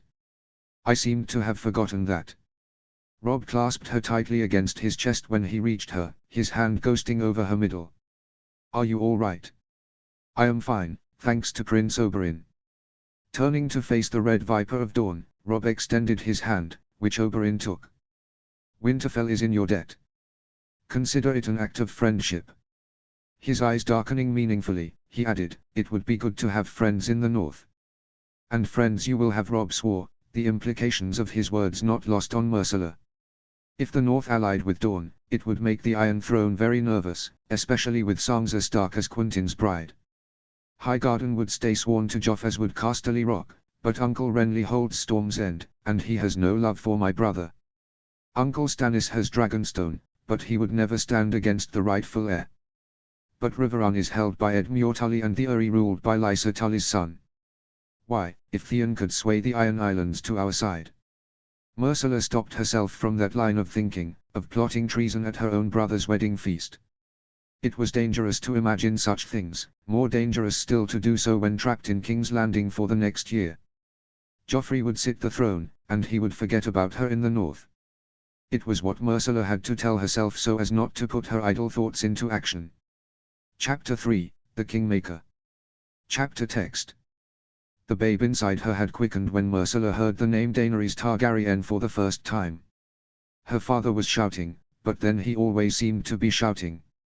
Myrcella was returning from a walk with Grey Wind, the direwolf at her side, when Robert Baratheon bellowed, "We should have killed Daenerys Targaryen in the fucking womb when we had the chance." Vaguely she recalled learning of the two children of Madeus who escaped Westeros across the narrow sea. There was a boy who had been as old as Uncle Tyrion and a girl, a baby who had been born to Queen Rhaella before she died. Myrcella never learned their names, they were little more than a footnote in the tale of how her father took the throne, but suddenly Myrcella wanted to know what the exiled princess had done to anger her father so. It was Lord Varys who answered her questions, the Master of Whispers, the eunuch no one at court seemed to care for. Myrcella never cared one way or the other about the man, but everyone knew Varys was the keeper of information. "Princess, you should not worry yourself about threats across the sea," Lord Varys began in a patronizing tone. "So there is a threat. What is Daenerys Targaryen doing?" The eunuch hesitated only a moment before answering. "Princess Daenerys wed Khal Drogo of the Dothraki when she was little more than a girl, and she bore him a son Rhaego before her husband died. Since then, she has conquered 6 cities, all with dragons at her back." Dragons. But the last of the dragons died hundreds of years ago. And yet 3 dragons fly at her back, fierce creatures whose fire has burned villages to the ground. They call her the Mother of Dragons amongst other titles. Myrcella could hear the true answer in his silences. Daenerys Targaryen means to take back the Iron Throne. With 50,000 men at her back while perched atop a dragon. What makes her hesitate? What makes all women hesitate? Varys lightly touched her swollen stomach. A dragon's back and war is no place for a boy of 10, and she would not dare leave her son in the free cities. Our men in the east say she will not set for Westeros until Rhaego is well trained and able to rule in the event of her death. And so my father seeks to kill her before she is able to make good on her plans. Myrcella looked down at Grey Wind, stalking restlessly between them. Tell me, Lord Varys, could the Seven Kingdoms push the Dragon Queen back? I would not dare presume to question better men than I, men who command armies, men like your father and brother. We do not stand a chance in Seven Hells, Myrcella interpreted. And the first thing the Targaryen queen will do is kill every Baratheon and Lannister she can find. Beneath her skin, her child tumbled restlessly. Arianne Martell was Myrcella's favorite person at court. The future ruling princess of Dorne was 12 years older than she but did not look a day older than 20. Men at court literally stopped to look at her as she passed, and, while some of the men on her father's council did not appreciate a woman's presence, Myrcella heard Lord Eddard describe Arianne as having one of the shrewdest minds he had ever known. Myrcella suspected people would be less bothered by Arianne's presence if she was not always in the company of the Sand Snakes, her cousins, the bastard daughters of Oberyn Martell. The littlest ones, the ones born to Ellaria Sand, stayed in Dorne, but the three oldest never ventured far from Arianne's side, especially Tyon, the sole fair-haired snake. Robb found her friendships with them amusing, especially considering how scandalized the rest of court seemed to be by it, but Myrcella genuinely liked the women from Dorne. At times, when Myrcella would have the Princess of Dorne in her solar, her cousins joining them for meals, Margaery would come as well, her tales almost as bawdy as those that the snakes would tell. Arya, when being forced to remain in the keep by Lady Catelyn after some infraction, would sit and discuss sword fighting with Oberyn, startling Myrcella the day she declared with a snort that she was no maiden and had not been since she was 5 and 10, her maidenhead given to an armorer's apprentice who now served in Riverrun. Even Sansa, before her return to Dorne, would sit and blush at her good family's free talk. Uncle Tyrion began to call the assembly Myrcella's small council and Myrcella knew it made Cersei very nervous. The Martells are to be tolerated, not embraced, Cersei spat one evening as Myrcella dined with her Lannister family and King Robert. They are not friends to this family. If it had not been for Jon Arryn, they would have fought your father's claim for the throne after Aerys' death. Jaime chimed in. Yo, do not invite vipers into your bed, Tywin proclaimed. If the Martells are as dangerous as you make them out to be, it would not be better to have them as our friends rather than our enemies, she asked in a falsely naive voice as a servant refilled her wine. The Martells are only friends to the Martells. Turning her green-eyed glare on to Margaery, Cersei snapped, and as the future queen of Westeros, you should already know this. I worry for my good sister to be alone with them, your grace, Margaery dutifully replied, eyes wide with what Myrcella knew was fake fear. The stories I have heard tell are simply awful, especially concerning the Sand Snakes. Why, with Myrcella so close to the birthing bed, I would not dare leave her to only their company. The Martells aren't going to do anything at court, Tyrion piped up mildly. With Arianne on the small council, she is more valuable than at Sunspear. They should be driven from court, Joffrey declared, and left to rot in that desert wasteland of theirs. Yes, because if someone is dangerous and hates you, you should clearly make them angrier, Tyrion drolly replied. Enough. Robert gruffly ordered in his wine-soaked voice. If she wants to spend her time with the bloody vipers before going north again, let her. A silence descended over the table for several minutes, the baby kicking with more strength than the boys ever had, when Jaime asked, when does your husband return from the crag? Robb had left for the crag a month prior after Eddard received a letter from Lord Westerling. Myrcella did not know the contents of the letter, but Robb assured her it was nothing dangerous. He had ridden for the western lands with a handful of Stark men and Theon, vowing to be back before the babe's birth. Myrcella had struggled not to cry as she watched the horses disappear down the road, Grey Wind padding along beside them. A fortnight from now, according to his last letter. He said the matter has been settled and is anxious to return. An expensive settlement at that, Joffrey scoffed. What do you mean? You do not know, her brother gleefully asked. Your idiot good brother got a bastard on Elena Westerling while she was a guest at Riverrun, breaking her betrothal.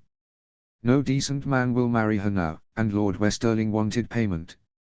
She opened her mouth to protest, to swear that it must be a mistake because Rickon was only a boy, but he was 4 and 10 now, taller than Robb and twice as broad as Bran. Rickon Stark looked the part of a man very well, but Myrcella could hardly believe the little boy who used to climb into her lap for stories could have fathered a bastard on poor Elena Westerling. What was the payment? Some Northmen will marry Alanea, and Westerling was given more dragons than a younger, uglier daughter deserves, Joffrey reported with a dismissive flick of his hand. What of the baby? Who cares? Her question was answered 2 weeks later when Robb returned with his party, a dark-haired woman now accompanying them with a squalling bundle in her arms. As she embraced her husband as best she could around her large middle, he looked at her apologetically as the wet nurse and the babe came to stand beside him. The Westerlings would not allow Alanea to keep her, and I could not leave her to strangers, Robb offered, but Myrcella was already nodding, reaching out her arms to take the infant. The child had the Stark eyes, brown hair peeking out around the blankets, and the pink skin was not the pale of the north but darker, hinting at the heritage of Sybil Spicer. Does she have a name? Alanea called her Lyak. Gazing down into her wet face, Myrcella pressed a soft kiss to her forehead. Hello, Lyak Snow. I am your Aunt Myrcella.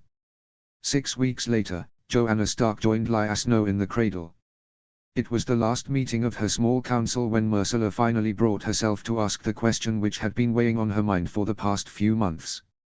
Arianne held Joanna in her arms, commenting on how much she hoped one of Sansa and Quentyn's children had hair as red as little Joanna, while Tyenn cooed into Lyak's face. Lady Nym held Brynden, fast asleep, in her arms, while Oberyn stared down into the yard, watching the comings and goings of the castle.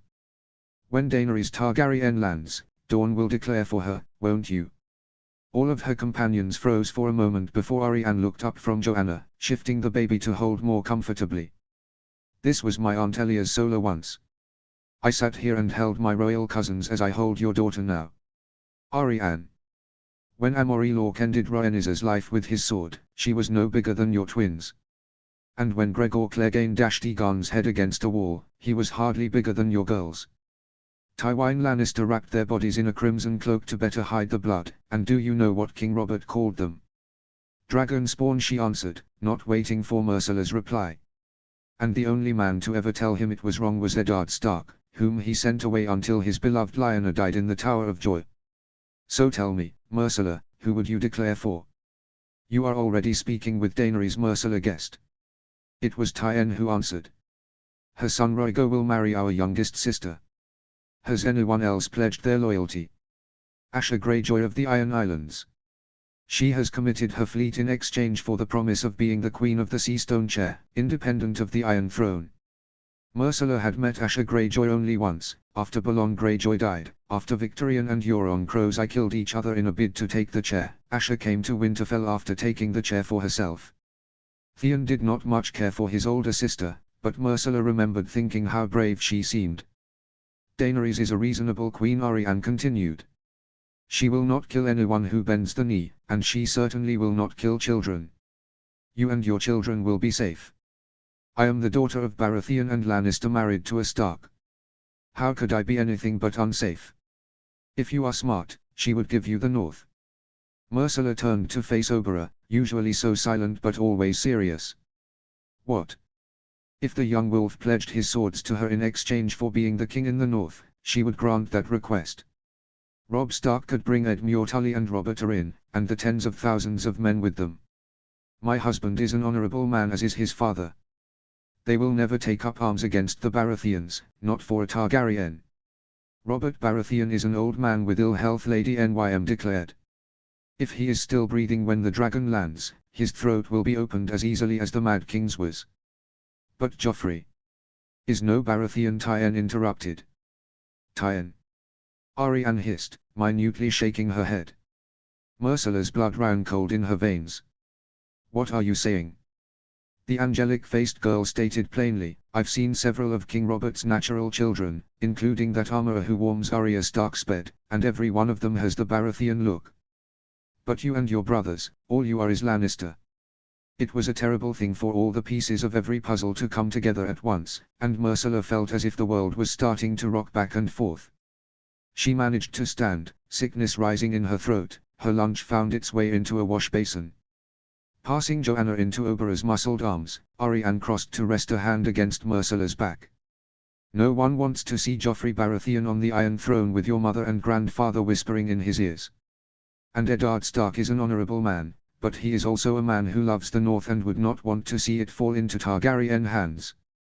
Later, When the Martells had left her for the afternoon, as she nursed Joanna and Lia, not bothering to summon the wet nurse, Myrcella considered Ariane's words.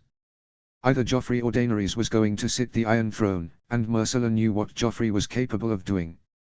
With Daenerys on the throne, her family could live safely in the north, her children never knowing the horror of their uncle. When they were safely back at Winterfell, she would tell Robb everything. When Jaime entered with a scepter, his face more serious than she could ever remember seeing it, Myrcella did not feel the usual rush of affection for her uncle. Instead, a sick pall fell over her heart as she wondered, is it true? Are you my father like I prayed when I was small? Did you lie with my mother, with your sister to make my brothers and me? There has been an accident, Princess Jaime revealed. Your father was hunting and a boar tore him open with its tusks.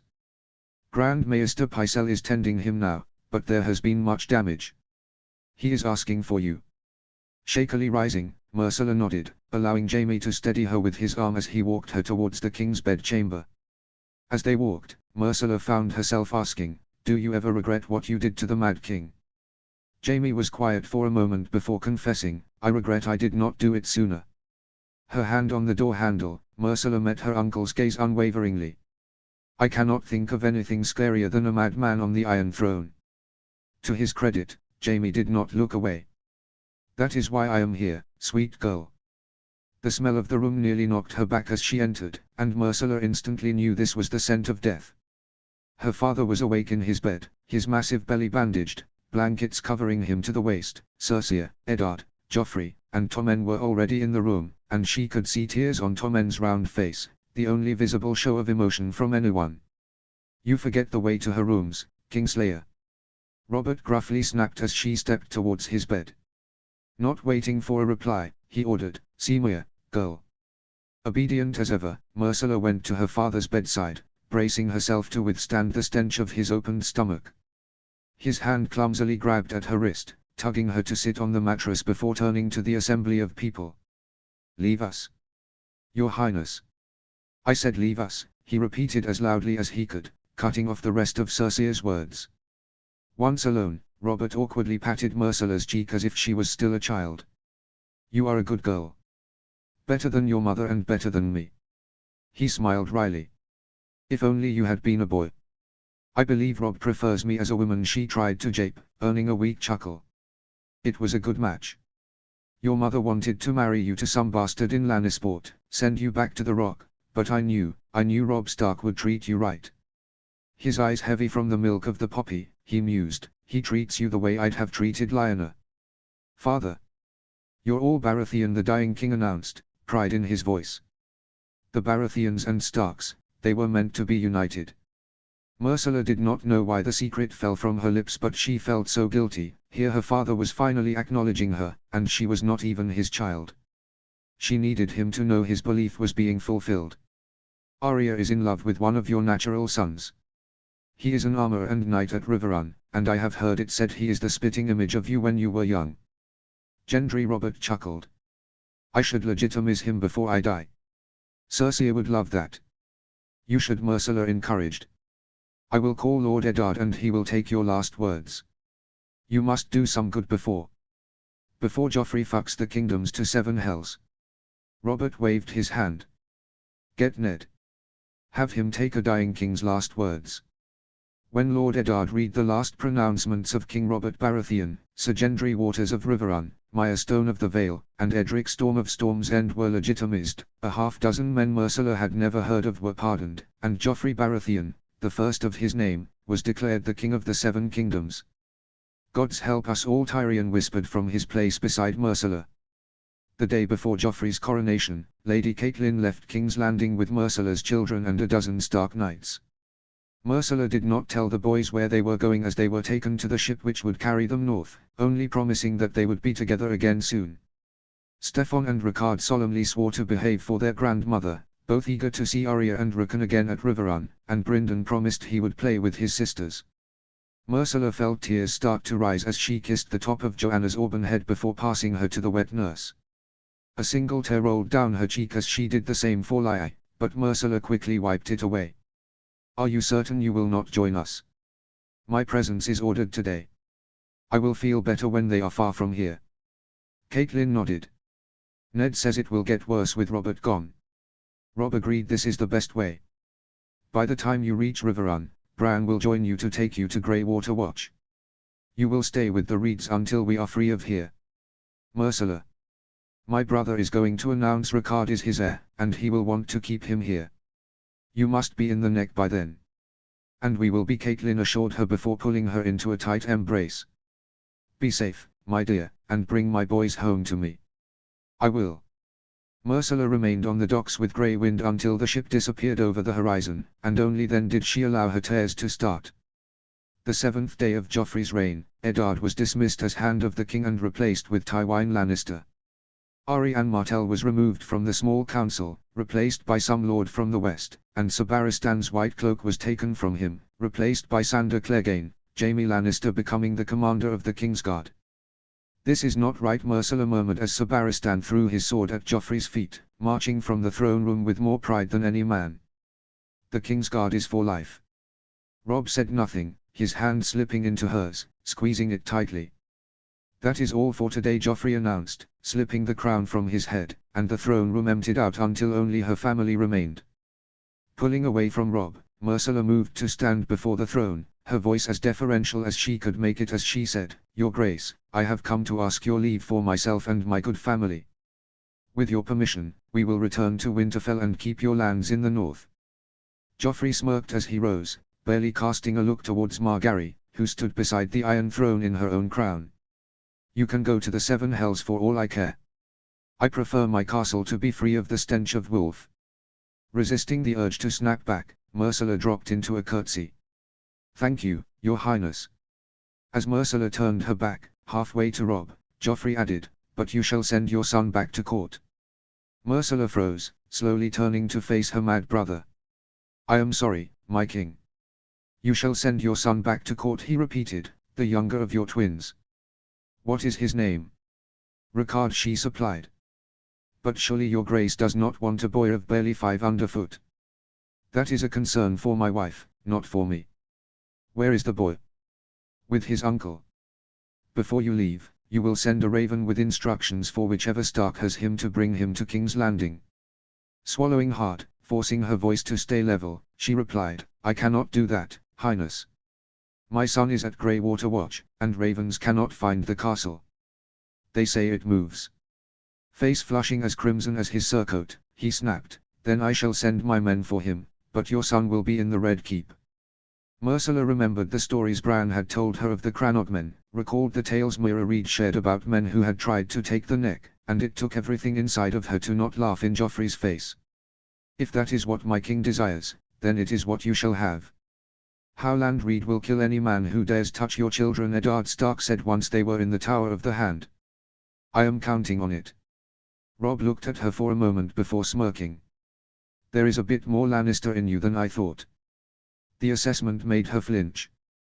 As the servants were loading the Stark family's belongings on 2 horses and wagons to depart from King's Landing, Myrcella said her goodbyes to Arianne Martell and the Sand Snakes, their own envoy preparing to leave for Dorne. You are always welcome in Dorne, Princess Myrcella. And you are always welcome at Winterfell, Princess Arianne. Drawing her into an embrace, Arianne whispered in her ear, the Mother of Dragons has agreed to your terms. If the North will support her, she will declare the Starks to be kings in the North.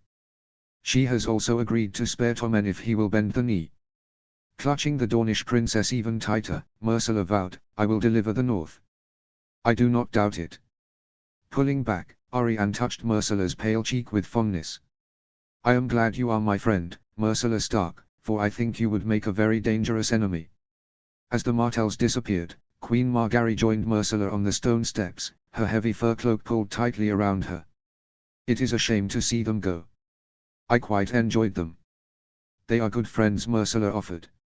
I hope, good sister, when the time comes, you remember how good of a friendship we have. Hearing the undercurrent in her words, Myrcella turned to face her, taking hold of her gloved hands. I could never forget that. I wish you a safe return to Winterfell. And should you have need of anything, do not hesitate to ask it of Highgarden. Of Highgarden, your grace, she repeated. Margaery smiled. Do you know the words of the Tyrells, Myrcella? Growing strong. The queen's smile grew. A flower cannot grow unless it finds the sun. And if there is one thing the Tyrells do well, it is follow the sun. Brushing a kiss against Myrcilla's cheek, she declared, "We shall meet again, Lady Stark." While Jory Castle helped her mount her horse, Myrcilla could not help but thinking Oryane Martell was wrong. It was Margaery Tyrell who would make a very dangerous enemy.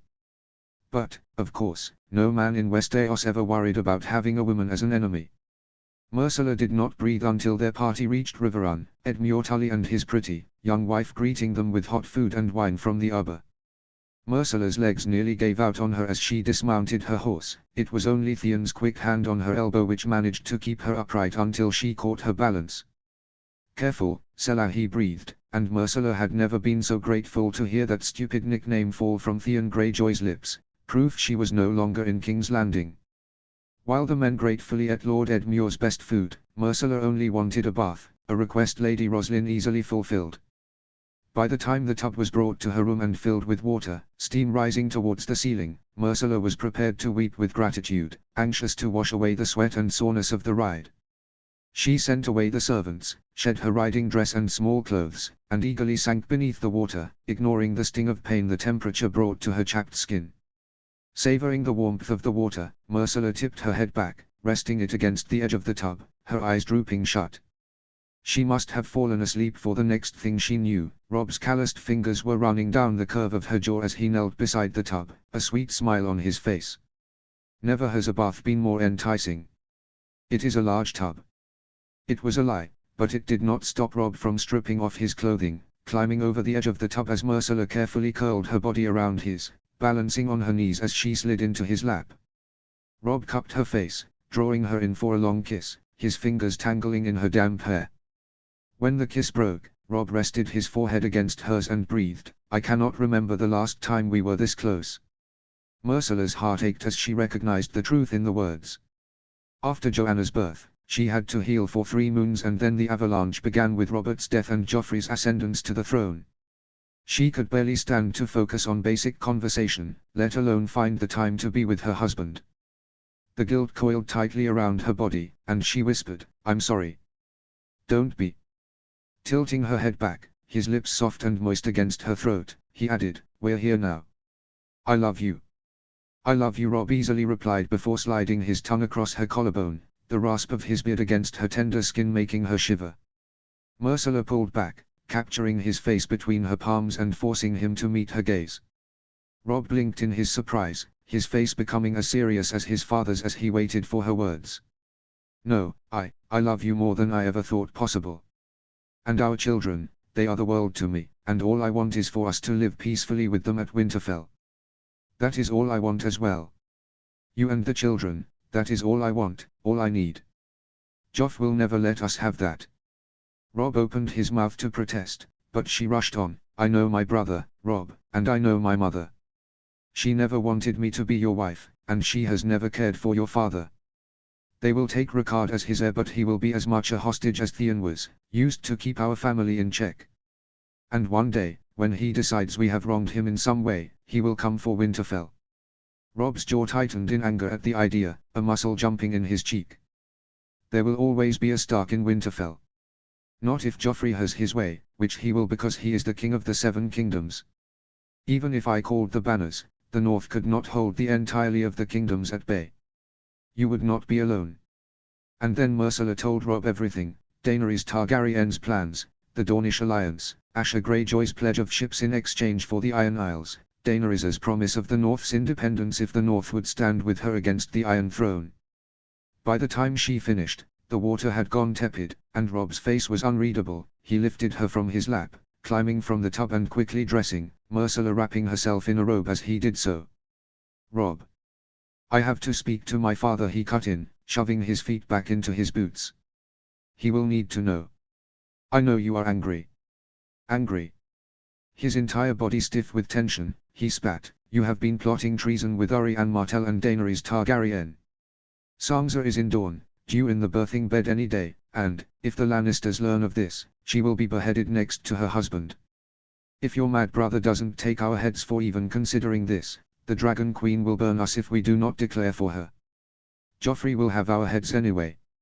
Angrily wiping at the tears on her face, she cried, "Before we ever left for Tommen's wedding, you said you wished the North could rule itself, be free of the Iron Throne, and Daenerys Targaryen will give you that. All we have to do is bide our time until she lands." Robb shook his head, opening his mouth to reply before closing it. As he stalked out of the room, the door slamming behind him, Myrcella sank onto the bed and wondered if, by trying to protect her children, she had ruined everything. Shaggydope found her in the Godswood, her knees sore and wet from kneeling before the heart tree. Myrcella petted the black fur, letting the tongue of Rickon's direwolf cleanse her face, and she irrationally wished she could go back to when she first came to Winterfell, when Rickon was still barely more than a baby and Shaggydope was a wild pup who would nip at her heels. It seemed impossible so much time had passed, that she had fed Rickon's bastard daughter from her own breast, that none of them were children any longer. Shaggy's teeth caught the end of her heavy fur cloak, jerking her towards the path which led back to Riverrun. Myrcella rose to her feet to comply, gently ordering Shaggy to release her cloak, but the direwolf did not listen. Rickon's wolf was not like Grey Wind, who Robb always playfully complained listened to her better than him. She nearly stumbled as Shaggy pulled harder, urging her faster, and Myrcella swore as she tried to keep pace with the wolf.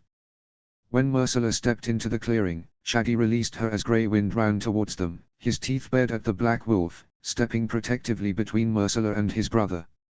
She caught movement out of the corner of her eye and saw Nymeria rushing to join them, shoving at Grey Wind's side with the top of her head before letting out a howl. The rushing of hooves startled Myrcella as several riders came towards her. It was only when she saw Theon's familiar face that she relaxed, but even that was short-lived as Theon lifted her atop his horse. "Theon, what's?" Her friend said nothing, urging his horse as quickly as possible towards the castle, Tully men and direwolves chasing after them, and Myrcella felt her fear start to rise. When Theon stopped at the entryway, Myrcella demanded, "What is going on?" Helping her down from his horse, he explained, "The Mountain is raiding in the Riverlands. He burned a village not far from here, and when no one could find you, he did not finish." But Myrcella knew what everyone must have thought. The memory of Elia Martell never far from anyone's mind when Gregor Clegane was involved. "I was in the Godswood" was all she could manage. Since telling Robb of Dorne's plans, she had barely seen her husband. His anger was greater than she could ever recall, and they were even sleeping apart, something they had never done in their marriage. Lord Eddard and Lord Edmure would not look at her, and Myrcella knew they were trying to figure out how to untangle themselves from the mess she made. For a brief, unkind moment Myrcella was surprised anyone even noticed she was gone before forcing the thought back. No matter how angry they were, she knew the Starks were not the type of people who suddenly stopped caring for a member of their family. Myrcella was pulling back the heavy furs on her bed when the chamber door opened and Robb stepped inside. A thin sheen of sweat coated his skin, and she could smell the scent of his horse clinging to his clothing as he moved closer, dropping his cloak as he approached. She could see a wild expression in his tully blue eyes, and Myrcella gasped as he pulled her powerfully against his chest, his arms as hard as steel around her body. "You cannot do this again," he gruffly said against the crown of her head, his lips brushing against her hair. "If the Mountain had found you." But he didn't. Robb pulled back, holding her face as he declared, "I could not bear the loss of you." Tears swelled in her eyes. "Nor are you." Their mouths met hungrily, Myrcella's hands fumbling the laces of his breeches as Robb pushed her shift above her hips, both of them stumbling towards the bed. Robb moaned as her hand found him, hard and wanting, and Myrcella trembled as one large hand palmed her breast, his calloused thumb rolling over the peak of her nipple. She tumbled back upon the bed, hastily shedding her shift, the texture of the bed furs rough against her back. Robb's eyes never left her body as he stripped, moving as quickly as possible, but she still stretched her arms out for him, trying to urge him along. She cried out as Robb entered her, her nails biting into the blades of his shoulders, her hips rising to meet every thrust. Robb pressed wet kisses to her face and throat, chanting her name like a prayer as their hips met, and Myrcella pushed at his shoulder, reversing their positions. As she rose and fell upon him, Robb's hands settled where they were joined, finding the point of her pleasure with unerring precision. Myrcella shouted, loud and wanton, uncaring if all of Riverrun heard her, and Robb groaned in reply, holding her hips tightly against his as he spilled his seed. With a whimper, Myrcella dropped down against his chest, her ear settling above his heart, and she could feel its wild rhythm. When his breathing returned to normal, Robb murmured, "Make me a promise." Myrcella tiredly lifted her head, resting her chin against his collarbone to look at him. Anything. Promise me that, even when we are as old as Nan, it will still be like this between us. She laughed, her lips brushing against the rough auburn of his beard, before vowing, as long as I have breath in my lungs. At least for the night, they were Rob and Myrcella rather than the Lord and Princess. It took over a fortnight for Gregor Clegane's raiding parties to be driven from the Riverlands, a fortnight which drove Myrcella mad. Nearly 3 moons had passed since she last saw her children, and she was feeling their absence acutely. Her milk for Joanna and Lia was gone, her dreams were full of Ricard, Stefan, and Brindon, and her nightmares grew with every raven which arrived, each time making Myrcella certain Joffrey's men somehow found Greywater Watch. Robb told her she was being silly, that no man had ever found Greywater Watch without a Cranogman to guide them, but, even if they did, Howland Reed's men would push them back. No one will take Ricard from us, Robb swore. But Myrcella did not truly believe him until Meera Reed met them as they crossed into the north, leading them to her home, Myrcella's horse clearly uneasy in the bogs and swamps, of the lizard lions which watched from the banks. The moment Myrcella saw Lady Catelyn and her children outside the entrance of the castle, she leapt from her horse, not waiting for Robb or Theon to help her down as she usually did. Her boys were already running, shouting "Mother," with such excitement, it brought tears to her eyes, and Myrcella fell back into the snow as Stefan, Ricard, and Brindon crawled upon her. She laughed through her tears, pressing kisses to their faces, squeezing them tightly even as they began to shout with equal excitement for their father. Robb reached down, pulling Myrcella back to her feet before Stefan and Ricard attached themselves to his legs, Brindon clasping him around the neck. "I grew, father," Brindon proudly proclaimed, and Robb grinned as he swore, "It was the first thing I noticed." Myrcella eagerly went to Lady Catelyn, taking Joanna from her arms. Her baby seemed to have grown remarkably fast in the past 3 months, her auburn hair now thicker, her eyes more alert. Joanna reached one chubby hand up, touching her mother's face while studying her with serious Lannister eyes before toothlessly grinning. Pressing a kiss to her soft skin, she asked her good mother, "Where is Lia?" Catelyn blinked in surprise before answering, "With her wet nurse." "I had not thought," she did not finish her sentence, but Myrcella understood what was not said, "I had not thought you would miss the bastard child your husband brought home from the crag." Until Bran wed Meera Reed, Myrcella knew nothing of the Crannog men beyond the prejudices of the Southron courts. Frog-eaters, Joffrey called them, bog devils, Tywin Lannister spat. She could still remember the look of disgust which crossed Cersea's face when Bran and Meera came to court to represent Greywater Watch, and it made Myrcella angry to think such kind people were treated horribly by the Iron Throne.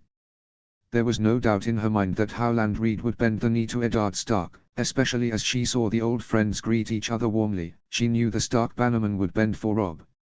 Her Lannister family had no idea what it meant to be a Stark in the north, a place where loyalty and honor actually meant something. When Robb and his brothers disappeared with Lord Eddard and Howland Reed, Myrcella found herself with Catelyn, Lia sleeping comfortably in her grandmother's arms as Myrcella rocked Joanna towards sleep.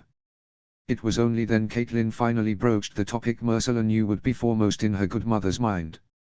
"You have put my family in a dangerous position." Myrcella did not lift her eyes from Joanna as she replied, "Your family was put in a dangerous position the moment Lord Eddard agreed to my marriage." "I did not want the match," Catelyn stated boldly. "I have never wanted my children near the Iron Throne, and I have never trusted Cersei Lannister." "Which means you are a smart woman." Catelyn did not smile. "What you have been plotting with the Martells and the Targaryens is not just treason, it is kinslaying." "I do not wish to kinslay," she objected. "All I want is a safe place for my children to grow, the same as you. Joffrey is not fit to sit the Iron Throne, and you know that as well as I. He is Robert's heir." "Gendry is Robert's heir," Myrcella replied without thinking, her eyes widening at the implications of her words.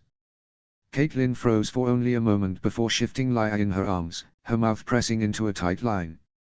"For all of his ill qualities, Robert Baratheon was Ned's dearest friend," Catelyn finally said. "Robert was built for war, not for rule, and he knew that.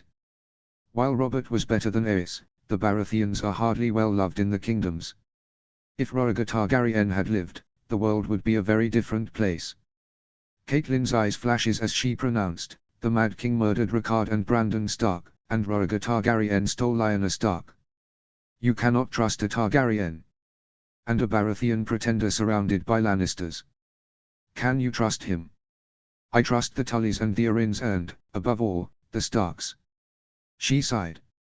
If you do not send Rickard south, Joffrey will declare Robb to be holding the heir to the Iron Throne as hostage, and war will come to the north. Ned will call the banners. War is going to come to Winterfell. And, I can assure you, Daenerys Targaryen will not change her plans to save the grandchild of a man who helped to exile her. What are you saying? I am saying blood and fire is what brings war, not peace. Myrcella remembered her history. It did once. Robb immediately began to laugh when he entered the bedchamber Howland gave them to find Myrcella in bed with their children asleep around her. Somewhat defensively, Myrcella loudly whispered, I have not seen them in months, and they missed us horribly. He only shook his head with a smile as he shed his clothing, tugging a shift over his head before crossing to the bed. Lifting Joanna from Myrcella's chest, his other hand briefly running over the dark hair capping Lya's head, Robb climbed into bed, carefully pushing a splayed Rickard towards the center of the bed to make room. They are growing so quickly, Robb murmured as he returned one of Joanna's smiles, and I feel as if we are missing it. Carding her fingers through Brydon's blonde curls, she confessed, sometimes I wish we were small folk, and our only worries would be our children and working the land. I was the twins' age when father rode to beat back the Ironborn. I remember standing in the yard at Winterfell with Jon and mother, watching the men disappear, and I asked Jon if father was going to die. Even when I was that small, I understood men went to war and did not return. Brushing a sweaty lock of hair away from Stefan's forehead, he confessed, I do not want our sons to ask each other the same about me. You cannot die. I will not allow it. Robb offered a weary smile. Father is calling the banners rather than sending Rickard to King's Landing. The Starks will be declared traitors, and the North will suffer. Robb. Rickard needs to remain here, he stated firmly in a voice Myrcella recognized as Lord Eddard's. Bran has sworn to be his shield, and there is no safer place for him than Greywater Watch. She wanted to object, to plead for another way, but she could hear the wisdom of words. And Stefan? Will he remain here as well? Stefan will go to the Vale. The Eyrie is impregnable, and, as my heir, he will need to be protected. Robert Arryn will claim him as his bastard, and the Blackfish will keep him safe. What of Brynden and the girls? They will return to Winterfell. My father will hold Winterfell while I ride south with our bannermen to join with forces from Riverrun. What of the Vale's men? Robb shook his head. We do not want Joffrey to know that the Arryns have joined with us. They will declare neutrality until it becomes necessary to join forces with us. Myrcella felt terror starting to swell in her chest. But Sansa is in Dorne. By the time the Iron Throne knows what is happening, Sansa, her child, and a collection of Dornishmen will be on one of Asher Greyjoy's ships, halfway to Bear Island. The Mormonts will keep her safe. Confusion began to descend upon her. This plan, there is no way you could have made so many arrangements since our arrival this morning. Robb managed to look chagrined. Since you told me of Arianne's plans at Riverrun, Father, Uncle Ed Muir, and I have been making plans. I did not want to tell you before we reached the children because I did not think you would agree. I did not think Dorne would move without the Dragon Queen. Princess Arianne says the Queen's ships departed from Pentos with the intent to land upon Dragonstone. Dragonstone. But that is my uncle Stannis' seat. He will never bend the knee. Robb nodded gravely. Stannis has already declared Joffrey to be a false king, the Kingslayer's bastard. He says Jon Arryn knew, and your mother killed him for it. Face softening, Robb added, he claims neither you or your brothers are Robert's seed. Myrcella's eyes dropped down to Lya Snow, sleeping peacefully in the crook of her arm. A bastard child for a bastard mother, she thought humorlessly. Then Gendry is the true king, for he is the oldest and legitimist. Gendry wants no throne, he renounced his claim to Ed Muir's face. Stannis holds Edric Storm and means to place him on the throne. They will die. That is war. Sitting higher in bed, she announced, then you must send me to Storm's End to secure Renly. Absolutely not. Rising, setting Lya against her pillow, Myrcella began to pace the length of the bedchamber. There is no love between my uncles, but Renly will attack Dragonstone in the Baratheon name. If we could get Renly to declare for Daenerys, we would have men close to King's Landing. And the moment Joffrey learned you were in the south, he would send the Mountain and the Hound to drag you back to the Red Keep to do gods know what. We will send one of our men. Renly will not listen. I could sway him, Robb. And with Renly comes Highgarden. Sir Loras would follow. It is out of the question, he shouted, startling Joanna on his chest, the boy stirring but not waking, Lya beginning to cry. Myrcella quickly scooped up her niece, shushing her as she glared at her husband. You know I am right. You know I could do this. And if we both ride to war, what becomes of our children? Robb shook his head. You are more skilled at the Game of Thrones than I, but you know nothing of war nor have you been trained for it. I cannot send my wife south when I know what it would mean if she was captured. But you will let Arya ride to war. Arya is better with a blade than I am, and she has Nymeria at her side, not to mention Gendry and his hammer. If your party was befallen upon, you would have no means of protecting yourself. It cannot happen, Myrcella, and I will not discuss this any further. Upon their return to Winterfell, one son left in the care of Bran, the other on his way to the Vale with the Blackfish, Myrcella immediately marched to find Roderick Castle. I need you to train me to use a sword. Lady Myrcella, I do not think Lord Stark. I did not ask you what my husband thinks, she snapped, her voice a perfect imitation of her mother's. I asked you to teach me to handle a sword. Sir Roderick hesitated only a moment before nodding. As you wish, Your Grace. Robb frowned the first time he saw her clumsily clutching her wooden sword, Roderick explaining technique, but said nothing. She loved him for that. Roderick swore she was not nearly as terrible with a sword as she believed herself to be, but Myrcella was certain he was lying to spare her feelings. Her body was covered in bruises, an assortment of black, purple, and yellow which glowed brightly on her pale skin, and the aches in her muscles never seemed to abate. Robb would run his hands over the marks, his lips whisper soft, but not once did he tell her to stop, that she was being foolish. Myrcella knew he would not agree to her plan to send her to appeal to Renly, but, if she could only show him she was capable of protecting herself, mayhaps he would allow her to ride to Storm's End with some of his men. Brynden loved to watch her crossing swords with Roderick, his green eyes wide with excitement at the click-clack of wood hitting wood, and, on this day, Robb and Theon joined her youngest son. Myrcella felt herself blush in self-consciousness, wincing as Roderick's sword caught her on the shoulder, forcing herself to focus only on Roderick and his sword. Myrcella managed to avoid being struck, once even managing to catch the older man in the hip, before she was disarmed. As Myrcella bent to pick up her sword, Theon quipped, "If your brother is as adept at keeping hold of his sword, we will win the war in no time." She glared at her husband's best friend. "Shut up." Brushing the dirt off the breeches she had borrowed from Arya, she added, "I have only been practicing for a few weeks. What did you expect? Do you not have anything better to do than watch me?" "No," Theon answered with a playful grin. Brynden punched Theon's leg with a small fist. "Be nice to mother." Robb pushed to his feet with a laugh, crossing to Roderick and gesturing for the practice sword. Myrcella blinked in surprise as he assumed a fighting stance, quirking an eyebrow. When she did not move, he challenged, "If you are going to learn, you should practice with someone you are not used to fighting." He disarmed her in less than a minute, smirking as she quickly recovered her sword. The second time, it was even shorter, and Myrcella resisted, stamping her foot like a child as she angrily resumed her stance, clenching her jaw in frustration. When the sword was knocked from her hands with only 3 strokes, Myrcella cursed, drawing a laugh from Theon and a gasp from Brynden, and Robb warned, "The angrier you get, the sloppier you become."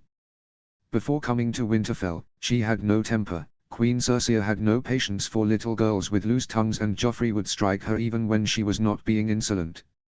It was only with Robb she was allowed to feel what she wanted, to loosen her tongue, and he often teased her with the Baratheon words with affectionate smiles which would break her foul mood. Now his smile felt like mocking, as if he was laughing at her desire to protect herself and her children. She had never felt so dismissed by him, the silly princess playing with wooden swords. Tossing down her sword, face burning with fury and humiliation, Myrcella turned towards Brynden and held open her arms. "Come now, sweeterling. It is time for lessons." "But the swords." "We are finished with the swords," she cut in, flinching at the harshness in her voice, forcing herself to soften her words. Tell Theon goodbye and come. Selah, Robb began, his voice conciliatory, but she would not spare her husband a glance as she swept Brynden into her arms. Offering a brief thanks to Sir Roderick, Myrcella hurried inside, depositing Brynden with Maester Lewin before hurrying to her chamber. She only managed to shed her borrowed tunic when Robb stepped inside, confusion on his face. Myrcella, if I have done something. You have done nothing, she snapped, wrinkling her nose at the pull of her undertunic against her sweat-slick skin. Hurriedly undoing the laces of Arya's breeches, Myrcella grabbed the gown on their bed. Do not concern yourself with me, my lord. Robb scoffed. If you do not tell me why you are angry. Why would you mock me that way? She exploded, uncaring she wore only her small clothes, the gown clutched against her bare breasts. The bannermen arrive tomorrow. You and Theon had nothing else to do at Winterfell but jape at me. Jape, he echoed, genuine puzzlement on his face. That was not what I was trying to do. Then what were you trying to do? He took a step closer, his face utterly serious. Sir Roderick told me you were doing well, but he was concerned you would grow too used to his instruction. I was not mocking your efforts, Myrcella. If anything, I am proud. Proud, she echoed. Robb smiled as his hands came to rest on her bare shoulders. You wish to defend our family. How could I not be proud of that? At supper that evening, as Winterfell's bannermen bent the knee to Lord Eddard, as they chanted, "The King in the North." Myrcella looked at Robb, saw the tremble in his hand as he lifted his cup of wine. He was as scared as she was, and Myrcella felt the urgent need to apologize, for Joffrey, for being Princess Myrcella Baratheon, for having Cersei Lannister as her mother. She wanted to apologize for everything, but she knew he would not let her. No one ever loved her half so well as Robb Stark, the young wolf, the prince in the north. She clutched him desperately that night, afraid to loosen her grip upon his body, painfully aware this could be the last time she was ever with her husband. As Robb spent himself inside of her, Myrcella hoped his seed would take root so when he came home from the south, there would be another son to greet him, another prince of Winterfell. Oh, Selah, he whispered against her skin, resting his forehead in the valley between her breasts, his breath warm against her sensitized skin. Promise me you will come back, she pleaded, carding her fingers through his thick, auburn curls. Promise me that, when spring comes, we will be together with our children. Lifting his head, his blue eyes swollen with love, Robb nodded. Everything I do is for you and our children. He pressed a kiss to the inner curve of her breast. You are the greatest gift the gods have ever given me. How can you believe that? She could not help but ask, tears thickening her voice. Carefully lifting his weight from her body, Robb came to rest on his side, propping his head upon his hand. The day King Robert announced we were betrothed, I was so angry. I did not want to wed a little girl. Myrcella mimicked his position, a small smile playing at her lips. You barely spoke to me the first year I was here unless Theon spoke first. I even wrote my uncle Jaime to ask if I could wed Theon Greyjoy instead. Robb laughed, his eyes sparkling. You never told me that. She shrugged. Jaime told me to give you time. He said northern men were different. Slow to thaw, I believe, was the term he used. But he assured me you would make a kind husband, far better than Theon Greyjoy. I cannot imagine the Kingslayer writing such a letter. Myrcella swallowed back her grief to offer, he is not the Kingslayer to me, only my uncle who loved me better than the rest of my family. Sensing her sadness, Robb rushed on, I was angry about our betrothal, and I begged my father to let me marry someone else, a northern woman, but he said love is something which grows. I was certain he had lied until the day I found you building snow castles with Rickon in the Godswood. Do you remember? She did. Lady Catelyn asked for her and Rickon to gather what they wanted to take to King's Landing for Joffrey's wedding, but snow began to fall and Rickon wanted to build castles. She could still remember the bite of the cold and Rickon's stifled laughter as they stole into the Godswood, slipping past Maester Lewin and Sir Aris. Her castle building devolved into a snowball fight with Rickon, and, when Robb stepped into the clearing, Myrcella's snowball hit him squarely in the face, snow sticking to his eyelashes and beard. She remembered Rickon's laughter even as horror began to fill her stomach, and then Robb grinned, pure mischief in his eyes, and Myrcella understood what was about to happen only a half-second before he ran towards her. He caught her easily, tackling her into the snow, and, if she tried, She could still hear his cry of traitor, when Grey Wind tried to pull him away. Soaked from the snow, chilled by the wind, she rode double back to Winterfell, Rob's chest firm against her back, and his breath scorched her ear when he asked, "Why have we never played together before?" "Of course. You were always so quiet before then, always so proper and afraid to misstep. That day in the Godswood was the first time I ever saw you. And then I knew I could love that girl." Brushing a curl from her forehead, he continued, "I do not know all of what the Lannisters have done to you. My nightmares are full of the things Joffrey did to you. But no matter what happens in this war, I will never regret wedding you, never regret the children we created together." Myrcella tried to blink back her tears. "Robb. You have made the Starks the kings of winter again," he cut in, "and that is the title our sons and their sons will carry." An affectionate smile spreading across his face, Robb quipped, "Why, Great Jon is already calling you the Kingmaker." "The Kingmaker, daughter of the Kingslayer." In the morning, as the men gather, ready to lay down their lives for House Stark, for King Eddard and Queen Catelyn, Myrcella gave Theon Greyjoy a parting hug, a goodbye for the only older brother she ever truly had.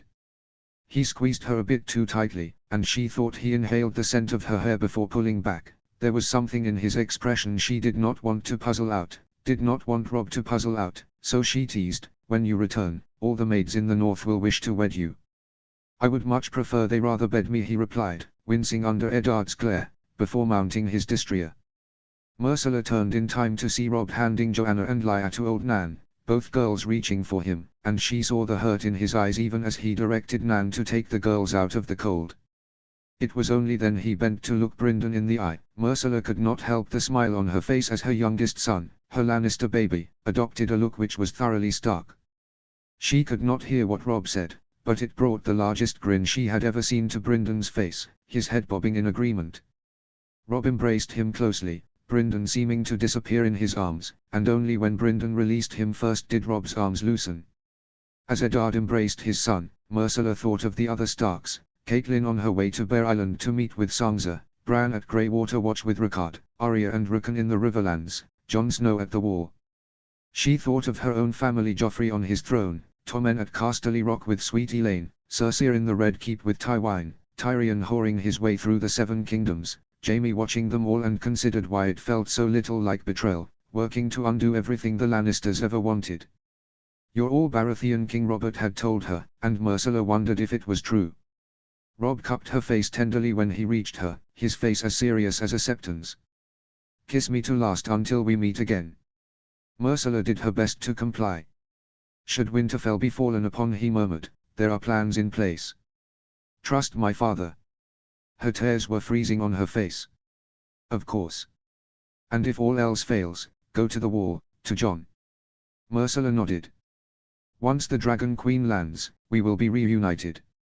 She saw the shine in his eyes, quickly buried as he embraced her a final time.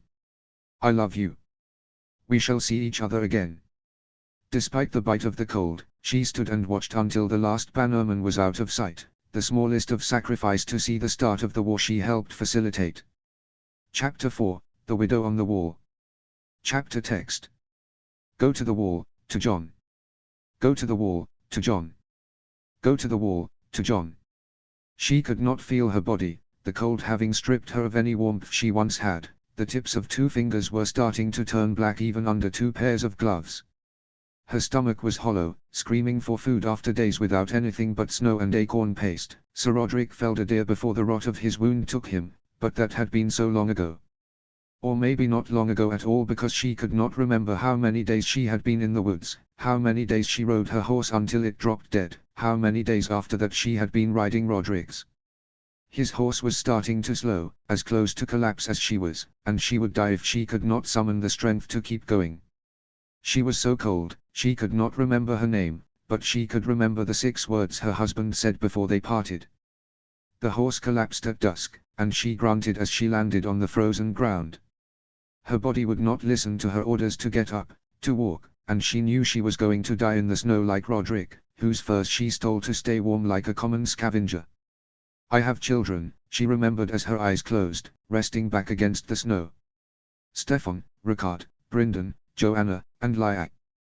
Where are they?"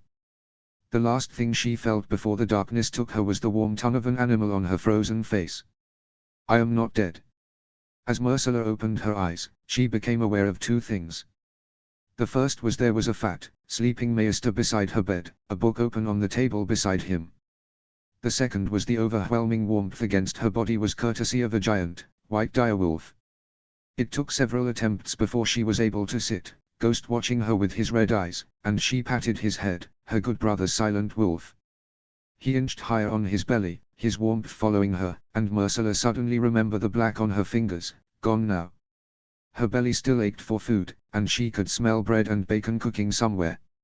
A quick glance beneath the heavy furs told her she was wearing men's clothing, bundled like a child, and the sleeping Maester had shed his boots. Even moving as slow as she did, Myrcella was able to manage pushing her feet inside.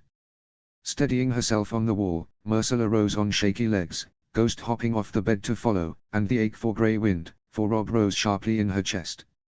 The sleeping Maester did not wake as she shuffled from the chamber, inhaling at the sharp bite of the winter wind. There were men in black everywhere, all giving her strange looks as she tried to follow the scent of the food, Ghost hovering protectively at her side. Even without a direwolf's accompaniment, Myrcella suspected a woman wrapped up in furs wearing 2 large boots would have drawn stares. The dining hall quieted when she entered, Myrcella clasping the door frame as the smells of the food nearly knocked her back.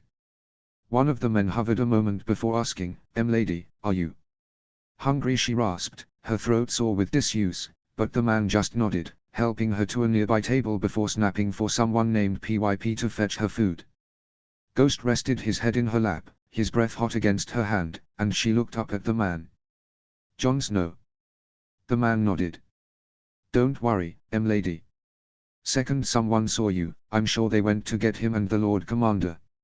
Not often we get a queen at Castle Black."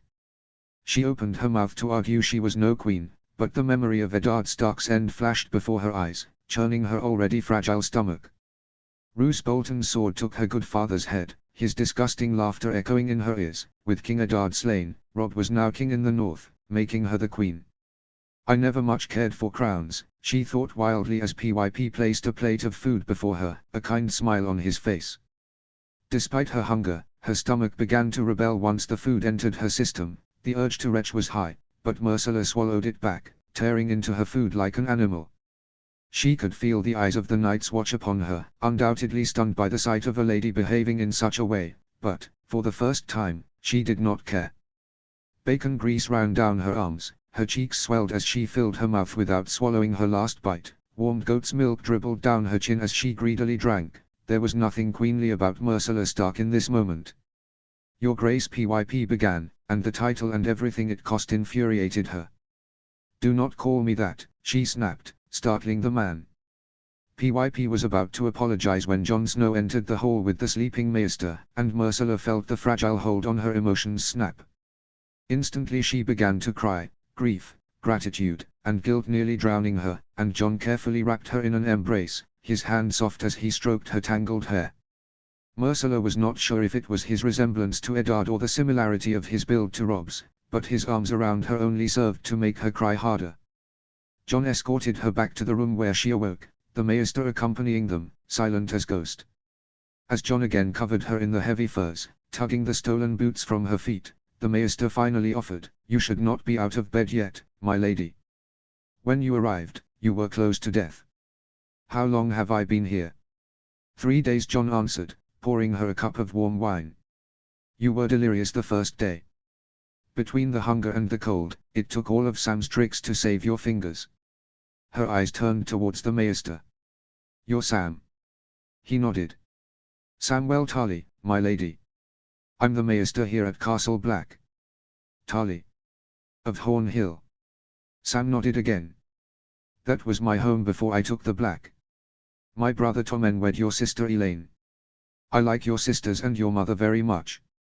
Scratching Ghost between his ears, she added, "Your father, I could do without." The Maester smiled. "I understand the feeling." Returning her gaze to Jon, she ventured, "Your father is dead." Solemn as ever, Jon Snow nodded. "We received word nearly a month ago of the siege upon Winterfell. Joffrey made Roose Bolton Warden of the North, the flayed man flies above Winterfell now."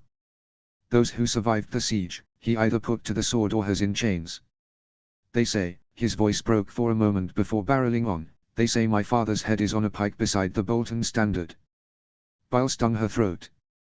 "Was there? I escaped with Sir Roderick and a handful of men, but they all, Rob and his father had a plan in case of a siege. I was to go to White Harbour, to Lord Marndaley, but we could not go south. Jory and his men were to take the children to Deepwood Motte." Hot tears streaking her face, she begged, "Has there been word of my children?" "Not that I have heard." "It was, Bolton said all who ran were captured or killed. Joffrey demanded your return to King's Landing but Bolton said you fled into the Godswood. Everyone assumed you had perished there." Myrcella shivered. "Did you send a raven to Rob, to tell him differently?" Absolute sorrow filled Jon's face, and instantly she knew what he was about to say. Shaking her head, Myrcella covered her ears, not wanting to hear it.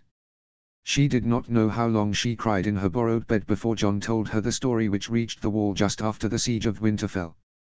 He did not elaborate upon the details, only the basic facts, broken guessed right by the phrase, "the slaughter of many Northmen, lords in chains beneath the Twins." The raven arrived bearing the king's seal, a missive declaring that the young wolf and his pet direwolf were slain, that the king in the north was dead. "The northern forces are broken," Jon acknowledged, "but Edmure Tully still controls the Riverlands, and the Vale has declared for the north." Swallowing back his own grief, he continued, "I do not know who has the command now." There was an emptiness in her heart Myrcella had never felt before, an emptiness she was certain would never fill again. She remembered Rob's kiss as they parted, the hero worship on Bryndon's face, the way Joanna's and Lya's arms had reached for him. All that was left now were Ricard and Steffon, hidden away at Greywater Watch and the Eyrie, and Myrcella could not breathe beneath the weight of it. What of everyone else? Sansa, Arya, Rickon. Jon shrugged helplessly. "I do not know. I cannot know.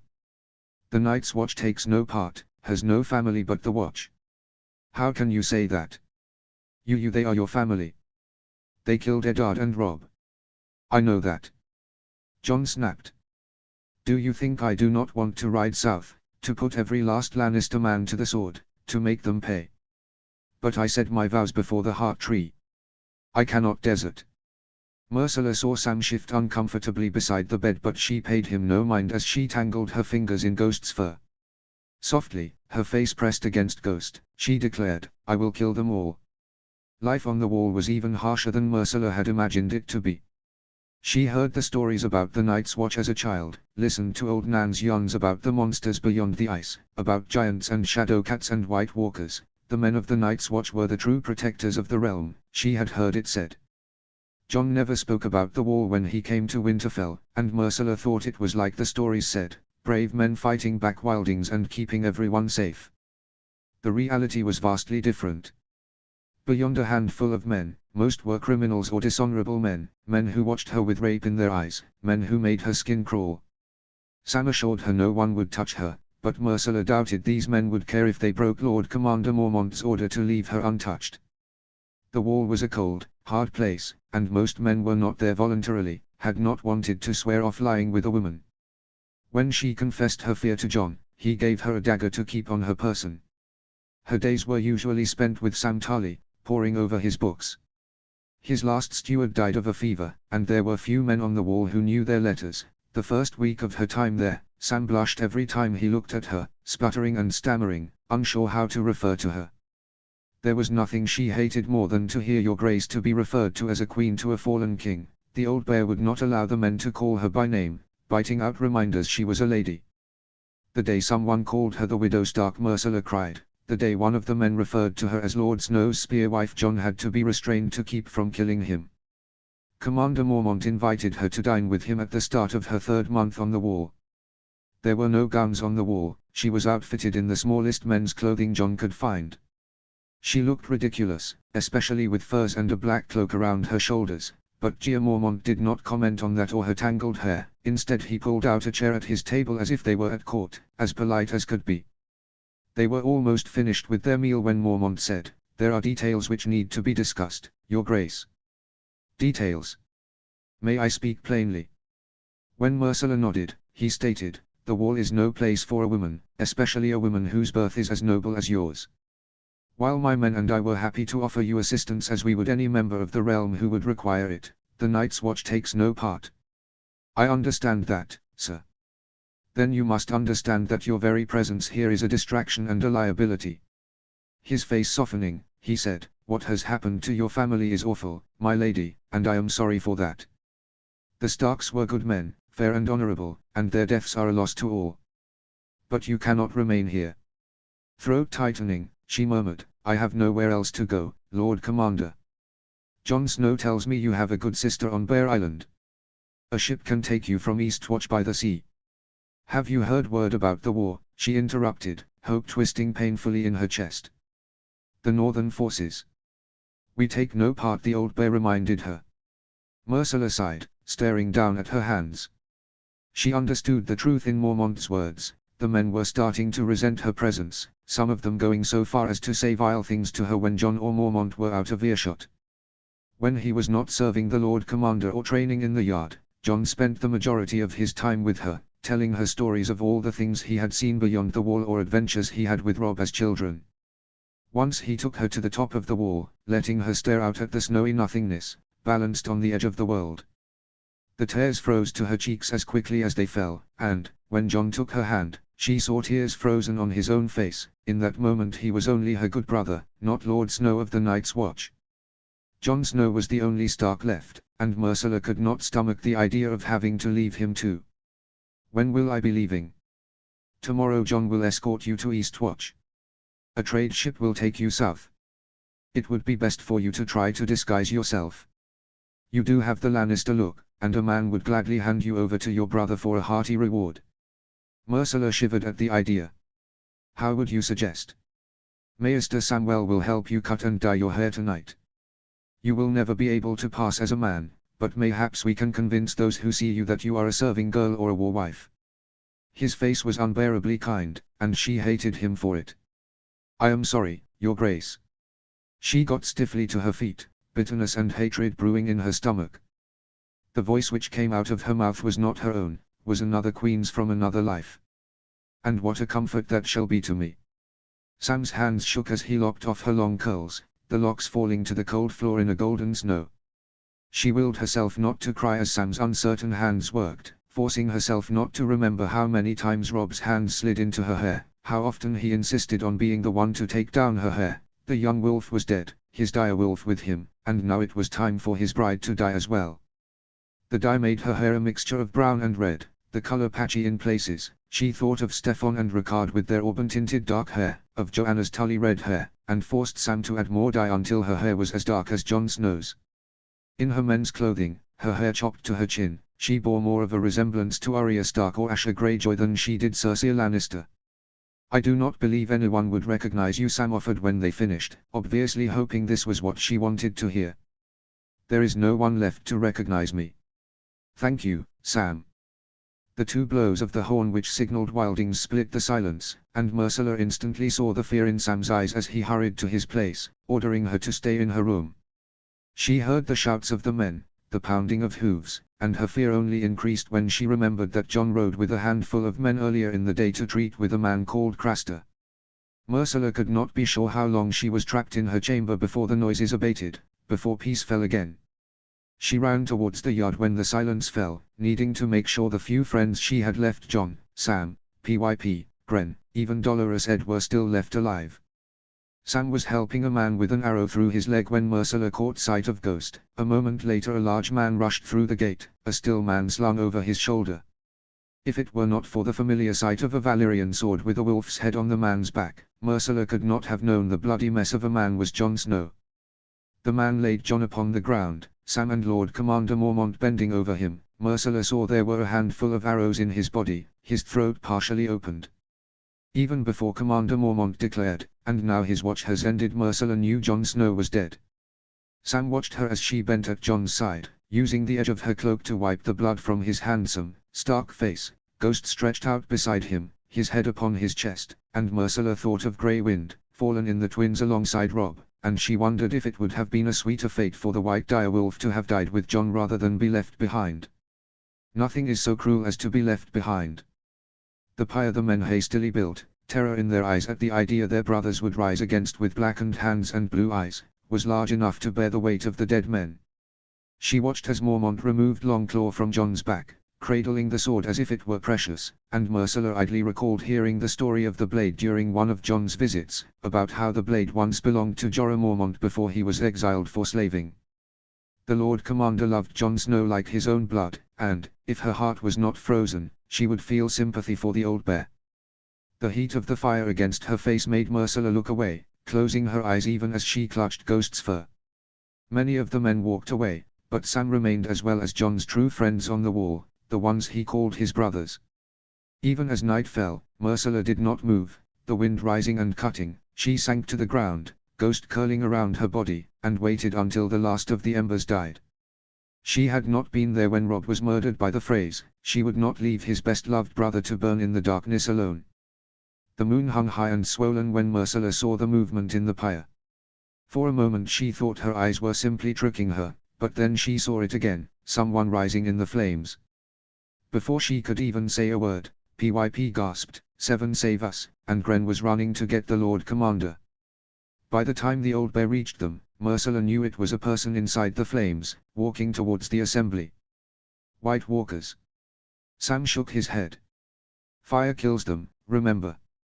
The man stumbled out of the flames, nude, his hair burned away but skin untouched. His hands were still white, his eyes still grey, but his wounds were now healed, his past scars gone. Ghost ran to him, pressing his head against his legs, and Jon Snow bent, accepting his wolf's affections.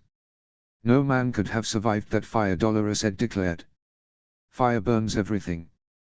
Myrcella felt hysterical laughter building in her chest as she recalled Arianne's tales of Daenerys Targaryen, the unburnt. Not dragons. The ship Lord Commander Mormont arranged them passage on was called Nymeria's Wrath, but it was nothing like the ships Myrcella remembered from her childhood. It hardly looked seaworthy, let alone wrathful, but Mormont swore the traders who sailed it were honest folk who would get her and Jon Snow to the south. Myrcella had expected Jon to remain on the wall, to retake his vows when he emerged from the flames, but his brothers in black did not want him anymore, called him unnatural and cursed. Your watch has ended, Jon Snow, the old bear had said, handing him Longclaw once again. And your place is not with the watch, not anymore. Myrcella knew it hurt Jon to leave his friends, to leave his duty, but she was selfishly grateful for the men's disavowal of Eddard Stark's bastard. She felt much safer with Jon and Ghost at her side. It was Ghost more than anything which nearly ended their trip before it began. Nymeria's captain was an older man, north of 50 if Myrcella had to guess, and his face was heavily lined. He took one look at Ghost, at his overwhelming size and the fire in his eyes, and started to shake his head, declaring he wasn't taking no cursed beast on his ship. It had taken the few dragons they had to buy Ghost's passage, and Jon made sure to keep his cloak tightly pulled so as not to let the sailors see he had Valyrian steel on his back. They were passing themselves off as Jon and Joanna Snow of Last Hearth, a sellsword and his wife, and Longclaw would send all their lies tumbling down around them. The cabin they were given was hardly larger than a privy, only enough room for a cot nailed to the walls and to stand. Ghost whined when he first saw it, curling pitifully in front of the door as she and Jon awkwardly arranged themselves, trying to make it so they did not touch. Jon's breathing sounded so loud in the enclosed space, louder than the pounding of blood in her ears as she faced the wall, her fallen husband's bastard brother at her back. It was not until the cabin was black Jon finally spoke, his voice soft with a rasp. Do you honestly believe I have Targaryen blood? The only person I have ever heard survive being burnt was Daenerys Targaryen, she answered. And you were dead, Jon. The fire brought you back. Mayhaps it was wilding sorcery. She scoffed. Why would the wildings go to all the trouble of killing you only to bring you back through fire? Trying to force her voice kinder, she continued, and Robb told me you did not know your mother, that it was a secret Eddard kept. The only Targaryen woman alive when I was born was Queen R'hllor, and she was on Dragonstone giving birth to Daenerys, Jon countered. I cannot be born of a Targaryen. Not a Targaryen woman. Moving on to her side to face him, Myrcella sighed, watching as Jon shifted his body to see her as well. You are a Stark, you have the look as Arya did, as my boys do. But what if? What if what? Rhaegar Targaryen took your Aunt Lyanna. The words hung between them, heavy and heartbreaking, and Myrcella wished she could take them back, that she had never given voice to her thoughts. After several minutes of seemingly endless quiet, John confessed, "For as much as I loved Robb, I was always jealous. Ned Stark never loved me differently, never loved me less, but I could see the way Catelyn looked at me, how she hated me. All I ever wanted was my mother." John. "I asked my uncle Benjen once if he knew who my mother was, and he said it was some lady from Dorne, Sir Arthur Dayne's sister. He said she was beautiful and funny, and she leaped from Starfall after her brother's death." Swallowing audibly, he choked out, "I hated both of them so much, Ned for slaying Arthur Dayne, Ashara Dayne for choosing death over me, both of them for lying together and even making me." "Ned Stark loved you," Myrcella stated with certainty. "He loved you as well as any father could." She saw the shimmer of tears in his eyes. "If Lyanna Stark was my mother, if Rhaegar Targaryen was my father, then you have a claim to Winterfell and even the Iron Throne." John shook his head minutely. "A bastard is still a bastard, no matter how royal my blood may be. And I have no desire to sit on a throne. I only want," his voice hardened, sounding remarkably like Eddard Stark had the day Roose Bolton came to Winterfell.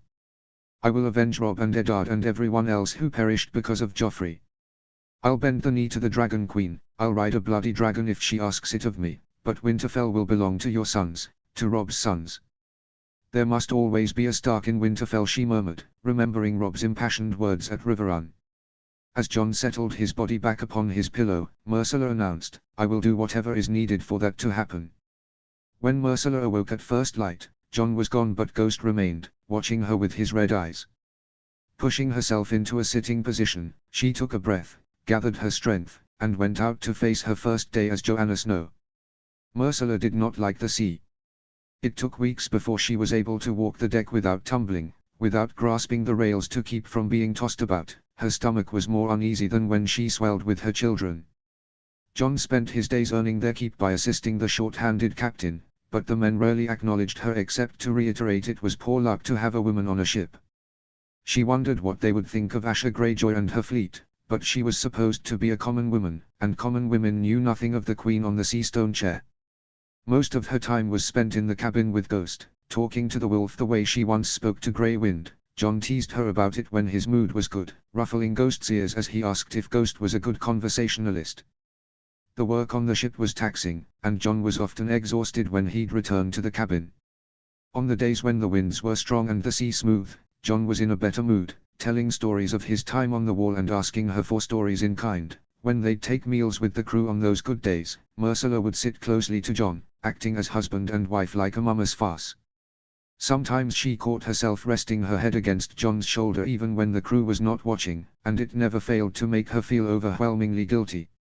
It had been 9 months since Robb rode south to his doom, 3 months since Winterfell was put to sword, an innumerable amount of weeks since leaving port at Eastwatch by the sea. Myrcella lost track of the days, of what month they were in, she lost track of everything but the sea and John and Ghost. "We'll be landing in the Riverlands in a fortnight," John told her one evening as she stood upon the deck, staring up at the stars. "Once we reach the King's Road, we can ride for Riverrun. The captain said the direwolf still flies above it, that it's still held by the Tullys." "And what of our family?" John lifted the skin of wine in his hand, passing it to her to drink before answering. "Robb was slain at the Twins with many of his men, as we already knew. Bran and the Reeds continue to hold the neck. He says Sansa and her babe disappeared at the start of the war, but we know where she is. Arya and Rickon." A smile tugged at the side of his mouth. "According to Jacob 12 Vetos, the she-wolf rides with a band of men, prowling the lands and upsetting King Joffrey at every turn. They speak of her as if she is already a legend, apparently there are songs about her." Myrcella smiled. "Of course there are." Sobering, he admitted, "I have not heard talk of Rickon. I am sure he is at Riverrun with Ed Muir. The Dragon Queen has not moved from Dragonstone since landing. They say she's gathered tens of thousands of men, including Dothraki screamers. Some sailors say they have seen her dragons flying above the island, but she has not set the Crown Lands on fire." John stared out into the black. "They think she is biding her time, that something large must be building. And I am sure my brother is going even madder trying to figure out what it is." Joffrey could not take Dragonstone, not with 10,000 Dothraki in her forces. Joffrey could not wipe his ass with 10,000 hands, she replied, earning a short bark of laughter. Sobering, she asked, was there any word about my children? Did they escape from Winterfell? They say no one escaped Winterfell, but that means nothing. Jon smiled kindly, gently cupping her chin. After all, they told me you are dead. Some days I fear I am, she admitted. Myrcella Stark died at Winterfell. She touched her choppy, dark hair. I am Joanna Snow now. Mayhaps it would be better if I remained gone. Not better for Steffon or for Rickard, Jon argued fiercely. No matter what else you have lost, you have 2 sons who are safe and being held for your return. Steffon will be the king in the north with Rickard as his hand, you know this to be true. I know nothing, Jon Snow. By the time they reached Riverrun, Myrcella had forgotten what it felt like to be in a place she knew. The ride from the coast had been slow-moving, especially with she and Jon having to share a horse, and their money was gone 5 days before reaching Edmure Tully's castle. It was not nearly as cold in the Riverlands as it had been on her trek to the Wall, but Myrcella still could not remember the last time she was warm. They ate the last of their salted beef and hard bread 2 days before arriving, and, when Myrcella saw the castle's entrance, she nearly wept with just the idea of food and a hot bath. I am going to remain in the bath for a week, Myrcella said through chattering teeth as Jon urged the horse towards the guards who would let them pass. I shall eat an entire roast pig myself, Jon vowed, smiling through chapped lips. And I will feed Ghost the bones. Myrcella did not recognize the men at the gates. They wore Tully colors and looked to be of an age with Rickon. They eyed Ghost distrustfully, and it made Myrcella want to smile. The men in the north were used to the Stark direwolves, but the Southron men always gripped their swords and bows a bit tighter when they came into view. We don't take no beggars, so move along, one of the guardsmen said. We are no beggars, Jon objected. My name is Jon Snow, I am the natural son of King Eddard Stark and I have come to return the Queen in the north to her people. The fat guard scoffed. Everyone in the 7 Kingdoms knows the Queen in the north is Jane Westerling, and she's inside the castle with King Robb, so best keep moving. Myrcella had never known it was possible for a heart to mend itself and break again in the same breath. Robb was alive and he had taken another woman for his queen. The image of Jane Westerling filled her head, her dark hair and olive skin, her tall, lithe body so different from Myrcella's own, and bile stung her throat. Robb had thought she perished in the north, and already he had wed another. I cannot breathe. I am still King Robb's brother, and I demand. Jon's words were drowned out by the pounding of hooves. Myrcella lifted her head to see men in stark colors approaching the castle, and a wild flutter of relief roused her blood as Theon Greyjoy came into sight. He slowed his horse, Smiler. Myrcella remembered him calling it, and she could see his familiar cocky smile even through the falling snow. Snow. Don't tell me after all these years you've decided to break your vows. When Jon did not reply, Theon quipped, and you've even brought yourself a wilding bride. What should we call your spear wife? Pushing her hood back, glaring at her old friend with Lannister eyes, she retorted, I do not care what you call me, but you should do so from your knee. Theon's eyes widened in shock before hoarsely ordering the guards, open the gates. Myrcella remembered her last stay at Riverrun, remembered how it bustled with activity, the people smiling and happy. War had come to the Riverlands, and the folk of Riverrun showed it. She could smell horses strongly, undoubtedly the result of the men resting behind the walls, and Myrcella saw people looking at her in confusion. The last time she had glimpsed her own reflection, Myrcella barely recognized herself. Her hair had grown since Sam's initial haircut, her curls a now two-toned mess which fell just beneath her chin. Her clothing was ill-fitting and the furs around her shoulders were from the wall, the shiny pelts of shadow cats. It had been weeks since her last bath, and Myrcella could feel the sweat and dirt crusted on her skin. She no more looked like Myrcella Stark than she did Cersei Lannister. Jon helped her from their exhausted horse, Theon steadying her other arm. She could see the disbelief in Theon's eyes, his cautious optimism, and it made her heart ache. It is me, Theon. He nodded hurriedly. I never doubted it.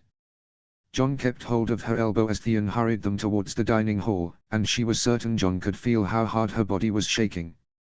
As mouth-watering as the scents of the food were, all Myrcella could think about were the guard's words, how Jane Westerling had taken her place at Robb's side, how Jane was his queen.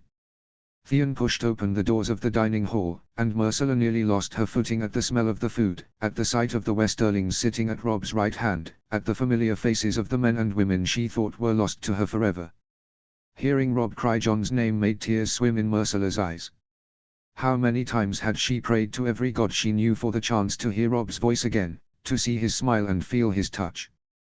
Though little more than a year had passed, Rob appeared to have aged. Lines now bracketed his blue eyes and his red beard was no longer neatly trimmed but thicker, reminding her of King Robert's.